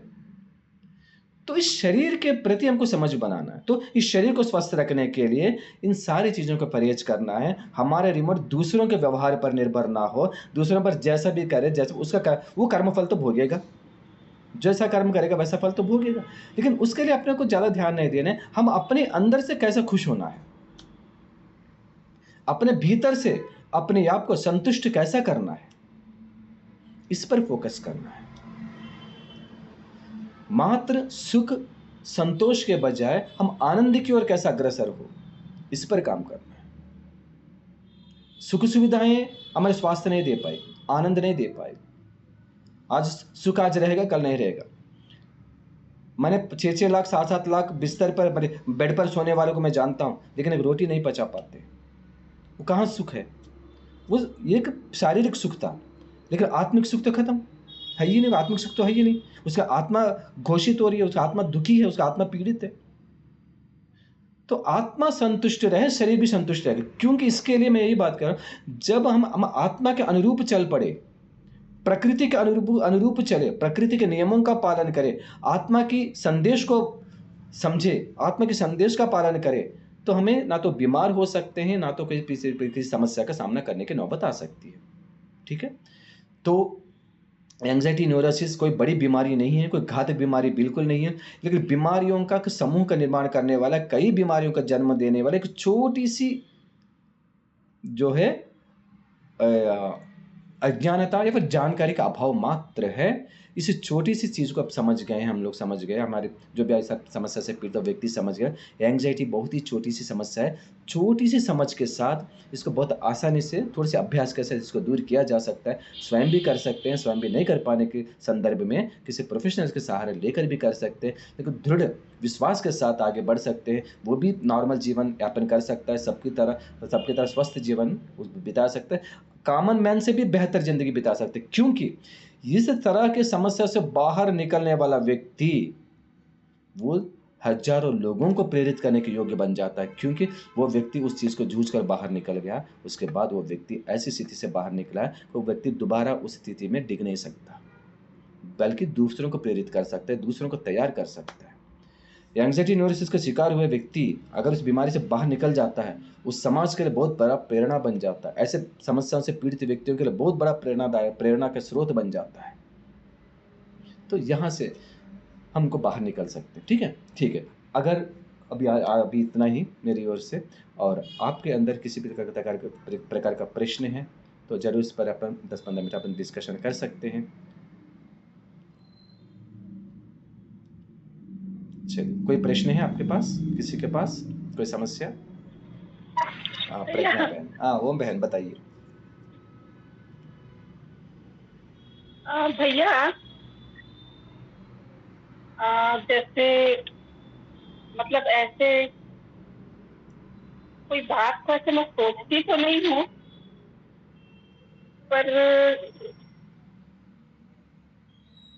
जैसे किसी के साथ कोई बात हो गई, फिर वो बात रुक भी गई, फिर मैं आपे आप मेरे मन में ही वो आते हैं कि अब ये ऐसे बोलेंगे, फिर मैं ऐसे बोलूंगी, फिर ये ऐसे अपने आप ही ऐसे मन में आते रहते हैं विचार। मैंने वही विचार मन में मैंने रिपीटेड था, चलती रहती कि मैंने ऐसा कह दिया, उसमें आप दुखी हो जाते, परेशान होते हो, यही कह रहे हैं ना? हाँ, नहीं मतलब नहीं, देखिए, ये तो एक इंसानी कमजोरी हर व्यक्ति में रहता है, कोई बीमारी नहीं है। एक सामान्य कोई अचानक कुछ ऐसी बातें कह देता है, मन तो दुखी होगा ही, लेकिन इस दुख से परे होना, ऊपर उठना ही साधना है। ये आध्यात्मिकता स्तर पर भी हो सकती है, आप योग की साधना के स्तर पर भी ये बहुत आसानी से आप उसको गेन कर सकते हैं। देखिए, अगर मान के चलिए सामने वाला जो कह दिया, कुछ भी कह दिया, तो उसका असर क्यों हो रहा है? एक बार कहने के जो भी शब्द कह दिया, तुरंत आप पर किसी प्रकार का हमला हुआ है आपका शरीर पे? उस समय किसी प्रकार का घाव हुआ शरीर में? नहीं। नहीं हुआ। मतलब उसका शब्द हमारे लिए उतना महत्वपूर्ण है ही नहीं। हमारे शरीर या उसका एक्सेप्ट किया ही नहीं, लेकिन हमारा मन एक्सेप्ट कर लिया। क्योंकि हमने कभी एक्सपेक्ट नहीं किए किसी व्यक्ति से ऐसे सुनने का, है ना? जब कोई व्यक्ति कह देता है तो वो हमें कंट्रोल नहीं हो पाता। लेकिन देखिए, ऐसा मानसिकता उन्हीं व्यक्तियों में ज़्यादा रहता है जो अनावश्यक रूप से उल्टा-पुल्टा सामने वाले को कहने की आदत नहीं रहता है, सॉफ्ट मानसिकता का, सॉफ्ट नेचर के होते हैं। ठीक है? बहुत सीधे होते हैं। तो एक किसी का दिल दुखाते नहीं, लेकिन कोई दुखाए तो वो सहन नहीं कर पाते, अपने आप को बाधित कर लेते हैं। तो देखिए, ये एक जो है किसी ने एक ही बार कहा है, बार-बार तो नहीं कहा। लेकिन बार-बार ट्रिगरिंग कौन कर रहे हैं? आप ही कर रहे हो, उसी बात को दोहराते हुए। अगर उस बात को दोहराना उतना अनिवार्य है क्या? अगर मान के चलिए आप जैसा कोई व्यंजन बना रहे हो, खाना बना रहे हो, गलती से जल्दबाजी में हाथों से पकड़ लिया उतारने के लिए, हाथ जला, तुरंत हाथ हटा लिया आपने। तो दोबारा कभी वो काम करते हैं क्या? उस कंडीशन में आप तुरंत उसको गर्म स्थिति में हाथ से उतारने के लिए? ये भी ऐसे व्यक्ति है ना, जो भी व्यक्ति आपसे कुछ अनाप-शनाप कह दिया, वो व्यक्ति भी उसी के लायक है। वो आग है, उसको हम क्यों टच करना बार-बार? हम उनके शब्दों को बार-बार टच कर रहे हैं, जार-जार मैच वो एक बार कहा, लेकिन हमने हज़ारों बार, सैकड़ों, हज़ारों बार उसको रिपीट करते-करते और आघात पहुँचा रहे हैं हम और उसके घाव को बढ़ा दे रहे हैं। इसकी एक छोटी-सी कहानी बताता हूँ। एक बंदर के समूह था। एक बंदर को कुछ घाव हो गया, चोट लग गई, कुछ घाव हो गया। तो बेचारा अपने घाव से ऐसे ही परेशान थी वो बंदर। एक बंदर पास में गया, "अरे बंदर भाई क्या हो गया?" बोल के उसको बेचारा सलाहना शुरू कर दिया उसके ऊपर। बराबर घाव से सलाह रही थी, "भाई अरे भाई कैसा घाव हो गया, कैसा हो गया, कितना दर्द हो रहा होगा।" वो चला गया, दूसरा बंदर मित्र आया, वो भी करने लगा। ऐसे सारे बंदर मित्र जो उसके घाव को कुरचना शुरू कर दिए।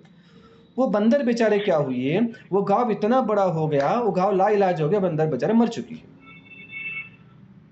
तो एक बंदर ने आपसे कुछ कह दिया, अन्यथा मत लेना, सामने वाले इंसान को नहीं कह रहे। जो भी बंदर मानसिकता वाला जो भी कह दे, वो तो बंदर ही है ना, उसको सोच समझ आई नहीं। मुझे अपने वाणी पर नियंत्रण नहीं है, वो बीमार है। अगर मान के चलिए सामने वाले को हिंसात्मक रूप से कुछ कह देता है, दर्द देने लायक कुछ कह रहा है, वो हिंसावादी है, वो तामसिक प्रवृत्ति के है, तामसिक प्रकृति का व्यक्ति है। वो तामसिक प्रकृति उसका बीमारी है, आपका नहीं है। जो भी कहा होगा, वो व्यक्ति बीमार है। और एक व्यक्ति जो मनोरोगी है, मानसिक समस्या से पीड़ित है, सामने वाले के साथ कैसा व्यवहार करना है, कैसा रखना है, मेरा संबंध कैसा बना के रखना है, जानकारी नहीं है, वो व्यक्ति कुछ कह दिया, उसको तूल देना क्या आवश्यकता है? तो हम उसी घाव को करोच रहे बार-बार देख रहे, ऐसा कहा, वैसा कहा।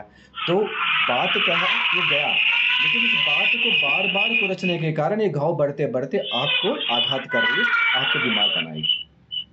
तो इसी को कहते हैं ना, आपको एक बार समय बताया था कि आपका थॉट स्टॉपिंग कुछ टेक्निक वगैरह मैंने सिखाया था आपको? क्या है? थॉट स्टॉपिंग वाला कुछ विचारों को रोकने वाला ऐसा कुछ टेक्निक्स वगैरह आपको सिखाया था क्या मैंने? नहीं। ठीक है, उस समय आपको तो फिजिकल मतलब भैया जैसे कोई अपशब्द या लड़ाई वाला बात ही नहीं, जैसे नॉर्मल कॉन्वर्सेशन भी होगा ना अगर किसी से, जी। जैसे बच्चे के स्कूल से फोन आया या टीचर से किसी से भी बात हुई, हाँ।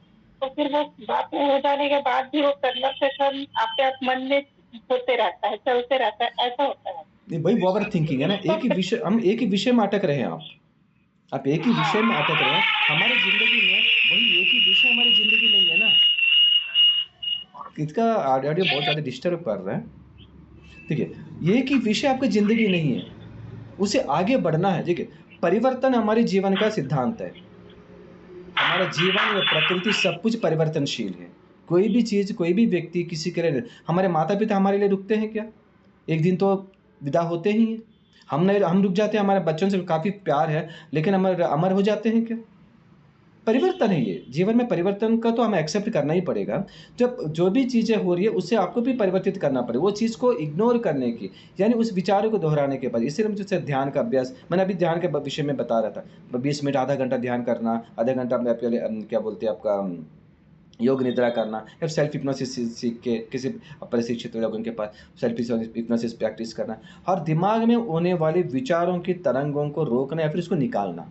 रोकने के प्रयास नहीं करना, निकालने का प्रयास कैसा होगी? उसको इग्नोर करना। और इग्नोरेंस कैसे होगी? डायरेक्ट इग्नोर करना भी संभव नहीं है। हम उसके अपोज में किसी अन्य विषय को जोड़ देना। जैसे एनएलपी एक प्रैक्टिशनर सिखाते हैं, जैसा मान के कोई व्यक्ति आपको कुछ कह दिया, मैं एक टेक्निक बता रहा हूँ, आप सभी ध्यान से थोड़ा सुनेंगे, इम्प्लीमेंट करके भी देखेंगे सभी।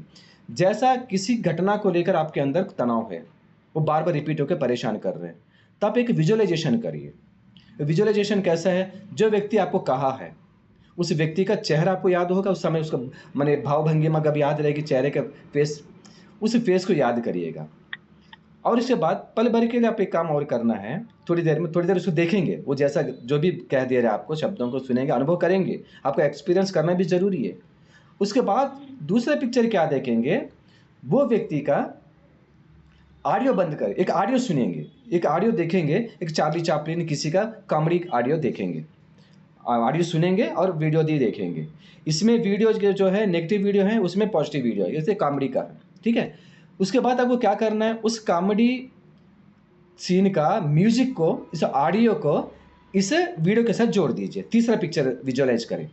पहले 5-10 मिनट इसको देखेंगे, 5-10 मिनट उसको भी देखेंगे। तीसरी बार क्या करेंगे? उस वीडियो में इस ऑडियो को जोड़िए।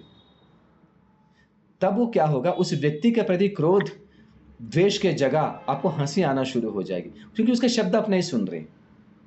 विजुअलाइज प्रैक्टिस करना है चीज़ें, और उसके बाद छोड़ दीजिए। और उस करने के वैसा एक राउंड करिए, फिर दोबारा करिए, 4-5 राउंड करिए, दिन में 2-3 बार अभ्यास करिए।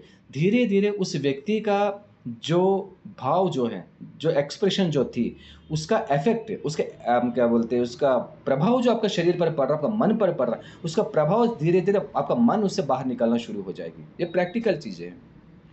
और दूसरी बात, एक और प्रक्रिया होती है, उस व्यक्ति को देखेंगे, वो जैसा बोल रहा है ना, बोलते समय ऐसा जैसा बोल रहा है, चिल्ला रहा, जो भी कर रहा है, गालियाँ दे रहा है, जो भी कर रहा है, उस प्रक्रिया को देखते रहे।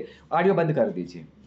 ऑडियो बंद करके उसको एक कॉमेडी सीन जैसा देखेंगे। वो धीरे धीरे बोलते बोलते उसके दोनों कान एकदम इतना बड़े होते होते हाथी के कानों के जैसा फैल रही है ना, और उसका मुंह फूल रहा है, एकदम ऐसा लगता है कि हिपोपोटामस जैसा दिख रहा है ना, पानी हाथी जैसा दिख रहा है, एकदम विकृत, हंसी आने लायक कॉमेडियन जैसे दिख रहा है। फिर इसको नॉर्मल कर लीजिए। फिर वैसा गुब्बारे की तरह चेहरा फुलाते हुए कल्पना करिए, फिर नॉर्मल करिए, उसे कॉमेडी में बदल दीजिए।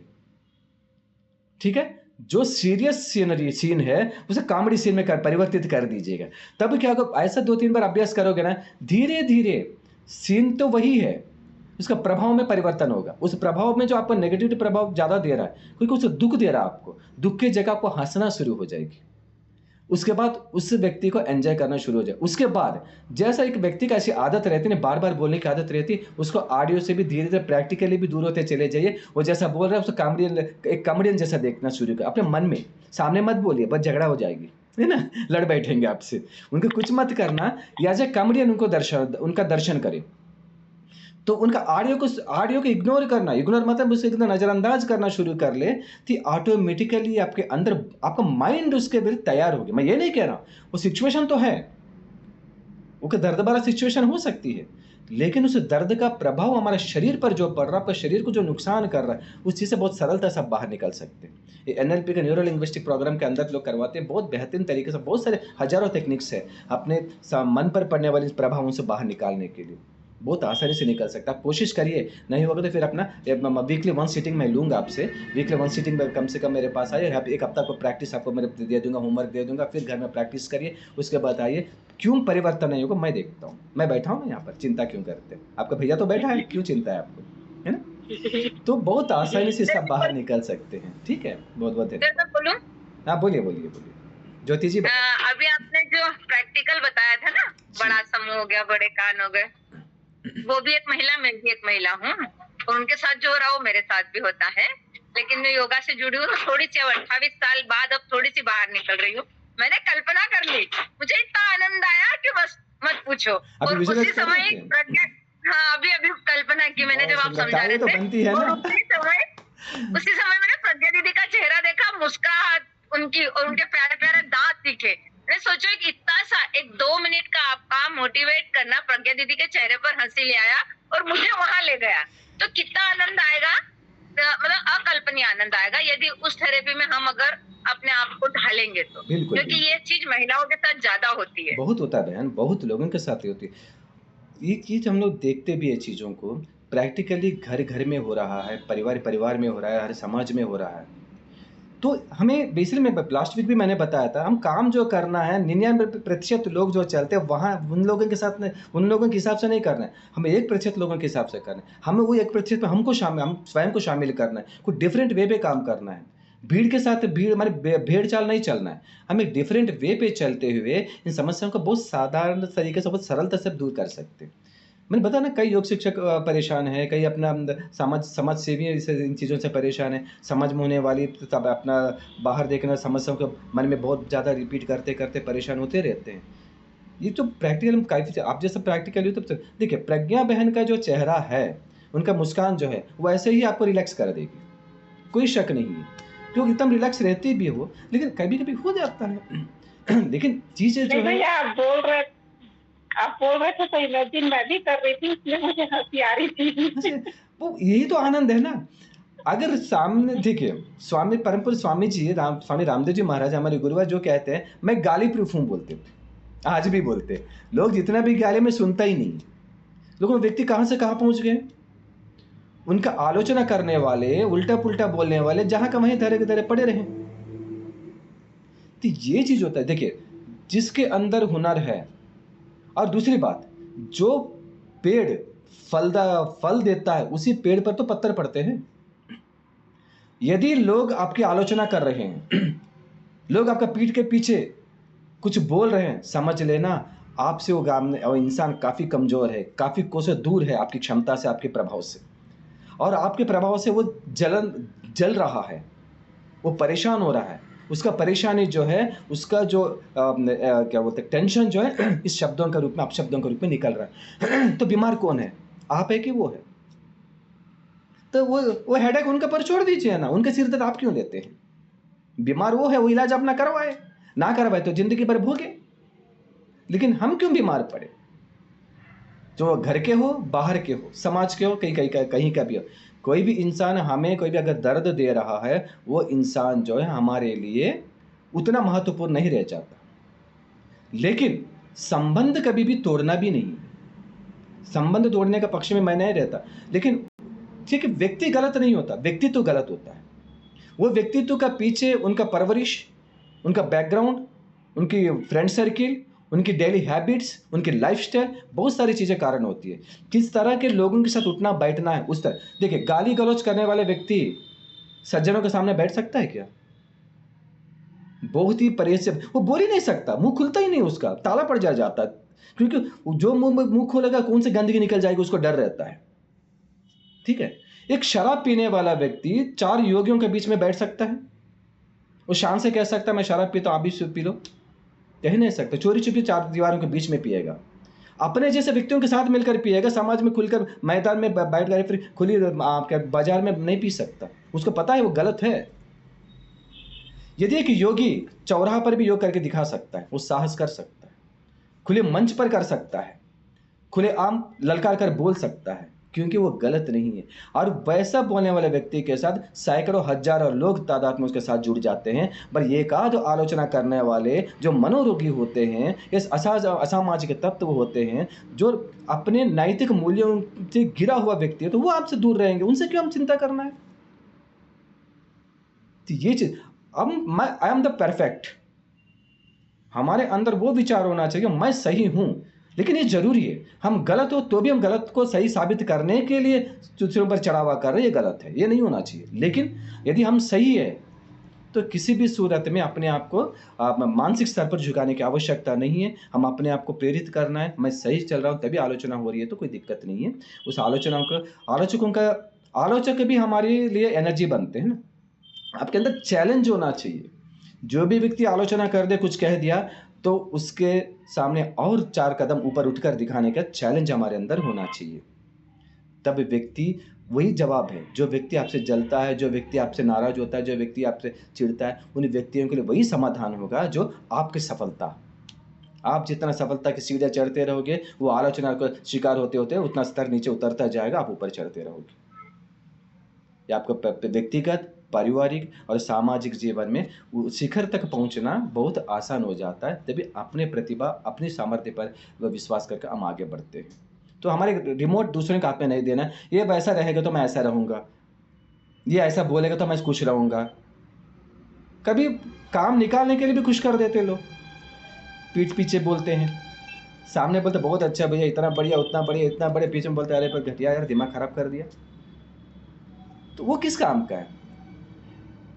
तो अगर बाहर की ओर अपने शब्दों के अपशब्दों का आलोचना कर रहा हो, लेकिन मन में वो जानता है कि मैं गलत हूं, तो वही तो आपको विजय है।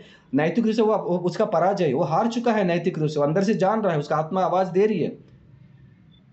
तो ये चीजें एक सैद्धांतिक रूप है। लेकिन आप जो बात थी, जैसे अपना ज्योति बहन कह रहे थे, आप भी कह रहे, जो ये प्रैक्टिकल की बात है, उसका प्रभाव जो हम पर होता है, हम उस प्रभाव से बाहर निकलने के लिए हमको क्या करना है, ये बहुत ज़्यादा जरूरी है। सामने वाला जैसे कुछ हेडेक है, उसके बारे में डिस्कशन करके भी कोई मतलब नहीं है, लेकिन हमें अपने आप को सुरक्षा करना, सुरक्षित रखना है, अपने मन को, अपने शरीर को, तो हमें अपने आप के लिए काम करना पड़ेगा। इस तरह का बहुत सारे टेक्निक्स होते हैं, बहुत सारे होते हैं, अलग अलग समस्याओं का अलग अलग तरीका होता है, तो सारे से अपना सकते हैं। जैसे जैसे अपने विचार चल रहे, आगे चल के टीम बनेगी, पूरा अच्छे से काम करेंगे। लेकिन हम चंद लोग ही कर रहे हैं, लेकिन ये चंद लोगों की बहुत बड़ा काम कर सकते हैं। लेकिन मैं हजारों की भीड़ में 1 घंटा भाषण देकर तालियां बजवाने से, माइक के सामने बजाने से मुझे कोई संतुष्टि नहीं मिलेगी। मेरी संतुष्टि मिलेगी, मेरे सामने 3-4 लोग बैठे, वो पूरी तरह समझदार लोग हैं, वो उसका क्या बोलते हैं, वो आत्मचेतना जगा हुआ है, चेतन आत्मा है, उन लोगों से काम करने में मजेदार लगता है। वही चेतन आत्मा आप सब लोग हो, है ना? तो अभी किस बात की डर, किस बात की चिंता, किस बात की? तो आज से उस चीज़ को बाहर कर दीजिए। कोई भी आलोचना करे उनको भूल जाइए, उनका मतलब उनके व्यक्तित्व को भूल जाइए, व्यक्ति को मत भूलना। मैं ये नहीं कहूँगा, ठीक है? और कोई नहीं जी प्रश्न? भैया, हस्बैंड भी यही बोलते हैं, ये सब बातों को ध्यान मत दो, अपना आज के टाइम को एंजॉय करो, वो भी यही बोलते हैं। देखिए, आपका जीवन साथी, जीवन संग, हाँ?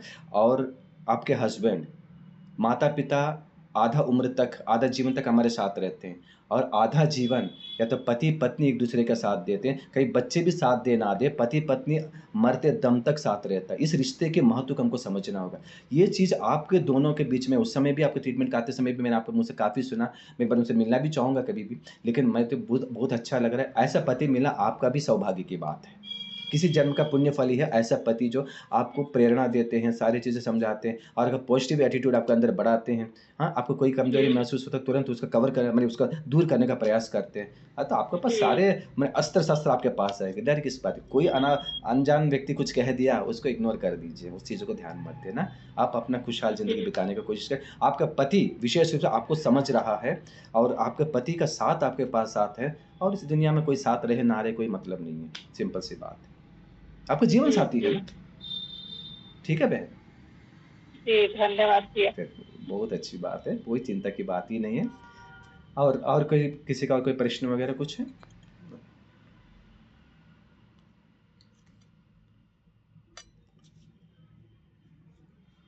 और कोई बात करना है? प्रदीप जी, आप कुछ कहना चाह रहे हैं? हैंड राइज किया, बताइए प्रदीप जी, आप अनम्यूट हो जाइए।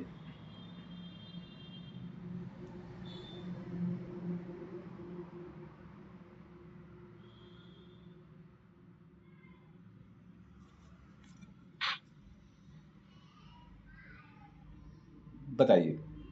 हाँ जी गुरु जी, सादर नमन, सादर प्रणाम आपको भी। और आप ठीक हैं सर? बढ़िया बढ़िया, बहुत बढ़िया। आप सबका प्यार है। सबसे पहले मैं सर माफी चाहूंगा कि मैं थोड़ा लेट जुड़ा था क्लास में। नहीं, कोई बात नहीं। एक्चुअली मेरी क्लास थी सर, तो जैसे ही फ्री हुआ तो मैं तुरंत आप ही तो आप सेवा में लगे हुए हैं ना, योग की सेवा में, आपको समाज की तुरंत मैं जुड़ गया था गुरु जी। बाकी अभी प्रज्ञा दीदी जी, हाँ जी हाँ जी, अभी सर प्रज्ञा बहन जी जो बात बोल रहे थे या हम जितने भी लोग सुन रहे हैं सर, जी तो मेरा सभी से यही निवेदन है। हाँ जी, हाँ जी जी। आपका नेटवर्क प्रॉब्लम है लग रहा है। जितने भी लोग आज इस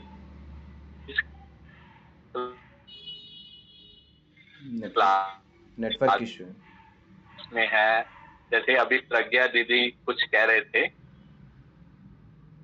सर आवाज क्लियर आ रही है? हाँ ठीक है, नेटवर्क इशू है। सर आवाज क्लियर आ रही है? ठीक है, आप वीडियो बंद करके बोलिए। नेटवर्क इशू है आपका यहाँ, लोड नहीं ले पा रहा। ठीक है जी जी। हाँ हाँ हाँ। जी जी जी। मैं गुरुजी ये कहना चाहूंगा कि सभी लोगों से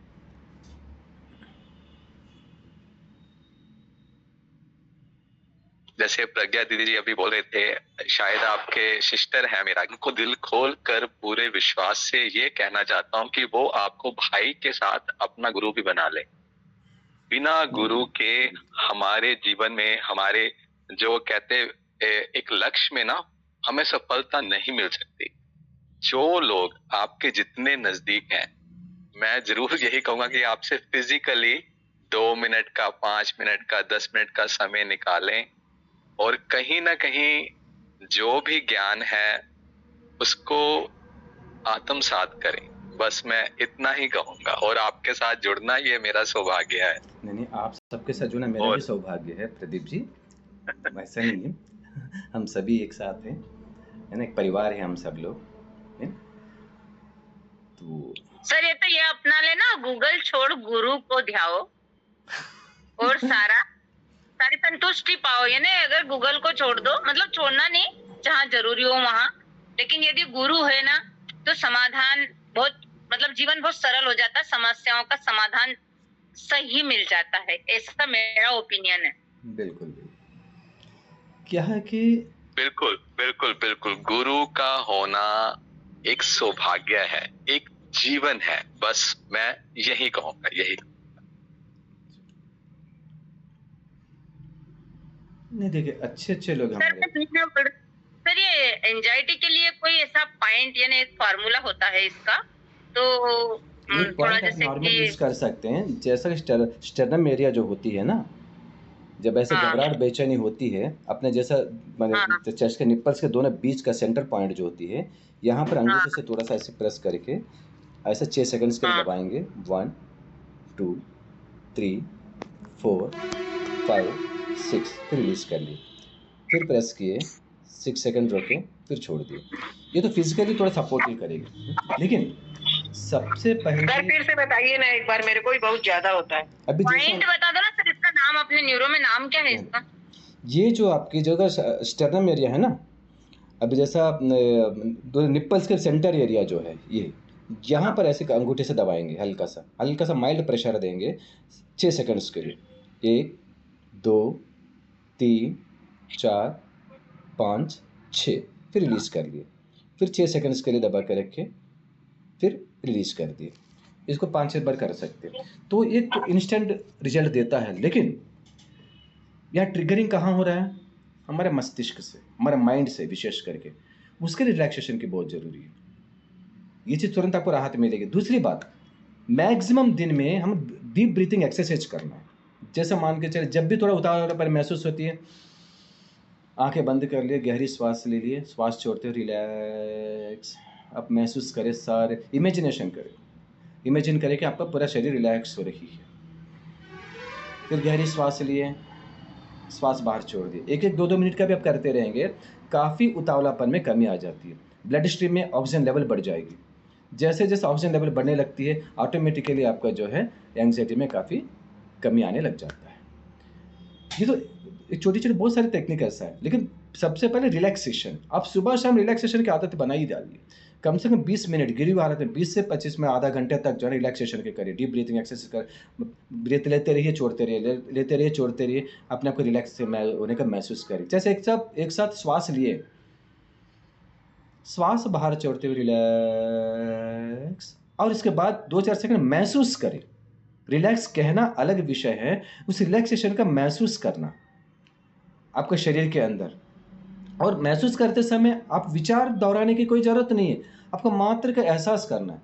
एहसास हो गया, आपका शरीर में पूरा रिलैक्सेशन है। फिर श्वास लिए, श्वास बाहर छोड़ते रिलैक्स बोल दिए, उसके बाद मन ही मन में देखिए, आपको शरीर को देखिएगा पूरा शरीर रिलैक्स हो रही है। आप चंद मिनटों में आपका एंग्जाइटी कम हो जाती है। देखिए, एंग्जाइटी दो है। एंग्जाइटी अगर जैसे एक्साइटमेंट जो होती है ना, आप एक बात और भी बता रहा हूँ, एक्साइटमेंट जो होती है, जब एक्साइटमेंट पॉजिटिविटी को चल रहा है, माने जो भी विचार, एक उत्साह मान के चले, उत्साह है उसमें एक्साइटमेंट कहा जाता है। भाई उत्साह के जगह तनाव है, इसमें भी अब माने उतावलापन रहती है, उसमें भी उतावलापन रहती है। जब मान के चलिए आपको कोई अच्छा काम करना है, जब मान के चलिए आप एक न्यूरोथेरेपी शिविर ले रहे हैं और काफ़ी प्रचार प्रसार हुआ, काफ़ी लोगों की संख्या रजिस्ट्रेशन हो चुकी है, तो आपके अंदर एक एंथुसिज्म लग रहा है कि मैं जाऊँगी तो कैसा करूँगी और मैं कैसा करूँगा, ऐसा होगी, ऐसे बीमारी में कैसा परफॉर्म करना है और कौन कौन सा फॉर्मूला में आप रिपीट कर, एक उत्साहवर्धन होगा, आपके अंदर एक्साइटमेंट बढ़ेगा उस कार्यक्रम के प्रति, आपके अंदर उत्साह जागृत करेगा। लेकिन वहीं पर अरे इतने लोग आएंगे तो मैं कैसा करूँ, तो मैं कर पाऊँगी कि नहीं कर पाऊँगी, या कर पाऊँगा कि नहीं कर पाऊँगा, क्या मेरा ट्रीटमेंट सही सक्सेस होगा कि नहीं होगा, मेरा डायग्नोसिस सही होगा कि नहीं होगा, तो लोग क्या कहेंगे, लोग संतुष्ट होंगे कि नहीं होगा। ये फिर आपका एंग्जाइटी में आ गया, ये आपको नेगेटिविटी की ओर लेके जाएगी, आपका परफॉर्मेंस लेवल को डाउनफॉल करेगी, नीचे लेकर आएगी, स्तर को नीचे गिराएगी, लेकिन आपका एक्साइटमेंट ऊपर लेके जाएगी। कोई भी चीज़ अति होता है तो दिक्कत आता है, और कई बार एक्सेस एक्साइटमेंट में गलत भी कर जाते हैं, जल्दबाजी में, वो भी नहीं होना चाहिए। तो एक लेवल पर एंग्जाइटी जो होती है आपको सावधान करती है, माने जैसा मेरा परफॉर्मेंस सही होगा कि नहीं होगा, तो एक थोड़ा एंग्जाइटी आया मान के चले, नहीं इस क्या बोलते हैं एंग्जाइटी एनर्जी में कन्वर्ट करके इसको बेहतर करने के लिए क्या करना है, इस पर विचार मंथन करोगे अपने अंदर, अपने मन में, तब उसके बाद उसके लिए नेक्स्ट के प्रोग्रामिंग बन जाए आपके माइंड के माध्यम से, कैसा करना है, क्या करना है, तो आपको एक एनर्जी डेवलप करेगी वो। लेकिन वहाँ पर नेगेटिविटी की ओर लेके गए तो एनर्जी डाउनफॉल कर देगी, तो ऐसा होता है। ठीक है, तो इसमें मानसिक स्तर पर बहुत सारी चीज़ें हमारी स्वयं की जिम्मेदारी होती है, बहुत आसानी से किया जा सकता है, इन चीज़ों को जरूर कर सकते हैं, है ना। चलिए, और कोई प्रश्न, और कुछ बात रखना चाहते हैं तो फिर हम लोग आगे बढ़ सकते हैं, तो आपको समापन भी कर सकते हैं। सर एक बार रिलैक्सेशन का ही क्लास लीजिए ना। रिलैक्सेशन का बिल्कुल बिल्कुल ठीक है ना, एक सेशन लेंगे, ठीक है, कंप्लीट रिलैक्सेशन के लिए करेंगे, क्योंकि ये मुझे लगता है हर महिला की समस्या है। बिल्कुल बिल्कुल महिलाओं को कोई कुछ बोल देता है तो एकदम टेंशन तनाव में आ जाती हैं, जिसको बीपी सडनली, जैसे मेरा सडनली बीपी बढ़ जाता है और घबराहट होने लगती है, तो ये एक बहुत बड़ी समस्या है, छोटी मोटी समस्या नहीं है। बिल्कुल, ये उनके शरीर पर भी उसका कुप्रभाव देखने को मिलता है। कारण क्या, देखिए, पुरुष क्या है ना, पुरुष क्या है वो थोड़ा आक्रामक होता है, महिला आक्रामक नहीं होती है, महिला संवेदनशील होती है। तो यहाँ होता क्या, कुछ अपशब्द कुछ ऐसे कह दिया, पुरुष एग्रेसिव होकर कुछ अनाप शनाप कह देगा, नहीं तो हाथ पैर चला देगा, कई बार ऐसा भी होता है, थप्पड़ भी जड़ देते हैं, ऐसा भी होता है। मैंने पुरुषाधिकारी जो है वहाँ पर उसको प्रेरित कर देती है कि उनको दबाने का। अगर कई बार ऐसा होता है कि मैं पुरुष हूँ लेकिन पुरुषों के खिलाफ नहीं बोल रहा हूँ, जनरली अगर मेरे अंदर कोई मेरे को ज़्यादा भड़का दिए, तो महिला भड़का दिए, मेरे क्या है तो उसको रोकने कोई रास्ता नहीं, मैं क्या करूँगा, एक ही रास्ता, एक थप्पड़ झाड़ दो, उधर चुप हो जाएगी, नहीं तो कुछ ऐसा अपशब्द कह दो, वो दुखी हो जाए, चुप हो गए, मैं वहाँ संतुष्ट हो जाऊँगा उसको चुप करने में। लेकिन मैं यहाँ संतुष्टि नहीं पा रहा हूँ कि उसको संतुष्ट करने में। जो प्रश्न उठती है, कुछ समस्या हमारी उत्पन्न होती है, उस समस्या का समाधान कर लोगे तो वहाँ पर आपका वह उस व्यक्ति उस महिला को संतुष्ट कर पाओगे, आपका अपना स्तर भी ऊपर उठता है। लेकिन मैं उसको दबाने के लिए अपना शारीरिक अपने वाणी का बल प्रयोग करता हूँ, उसके समय अपना मेरी स्तर गिर जाती है।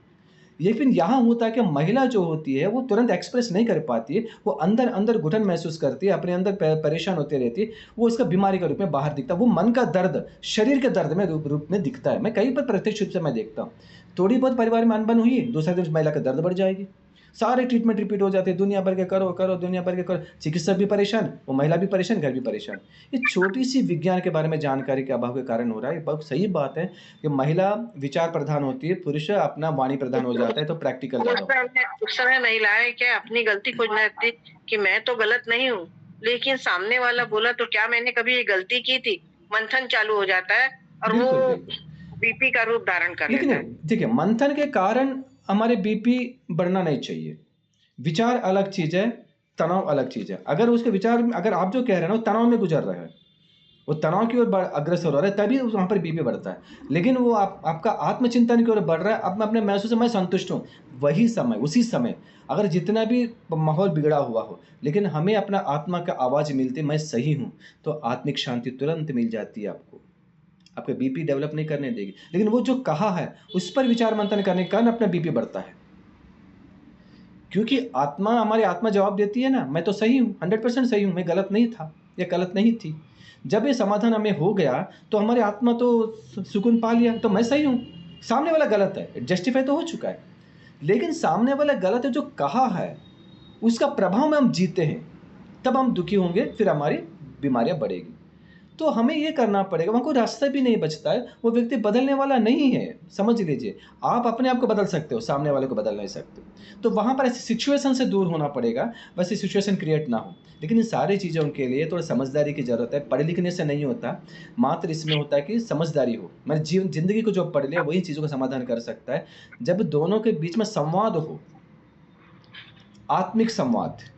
क्योंकि सामने वाला जो बैठी है वो मेरी पत्नी है, मेरे जीवन संगिनी है, मरते दम तक मेरे साथ निभाने के लिए मेरे घर आई है, तो उसके प्रति कैसा मेरा व्यवहार करना चाहिए, ज्ञान, एक बोध मेरे अंदर होना चाहिए। वैसा ही मैं जिस घर को छोड़ के आके मेरा अपना घर को मेरे लिए सौंप दिया है, सारी चीज़ें नाम सम्मान मेरे को दिया, ये व्यक्ति के बारे में, उस महिला के प्रति महिला के मन में भी जो सकारात्मक भाव रहे, दोनों के सकारात्मक माहौल में संवाद करे, उसका समाधान मिलेगा। लेकिन वहाँ ईगो आ जाती है, नहीं तो एक दूसरे के शब्दों को ज़्यादा जोर देते हैं।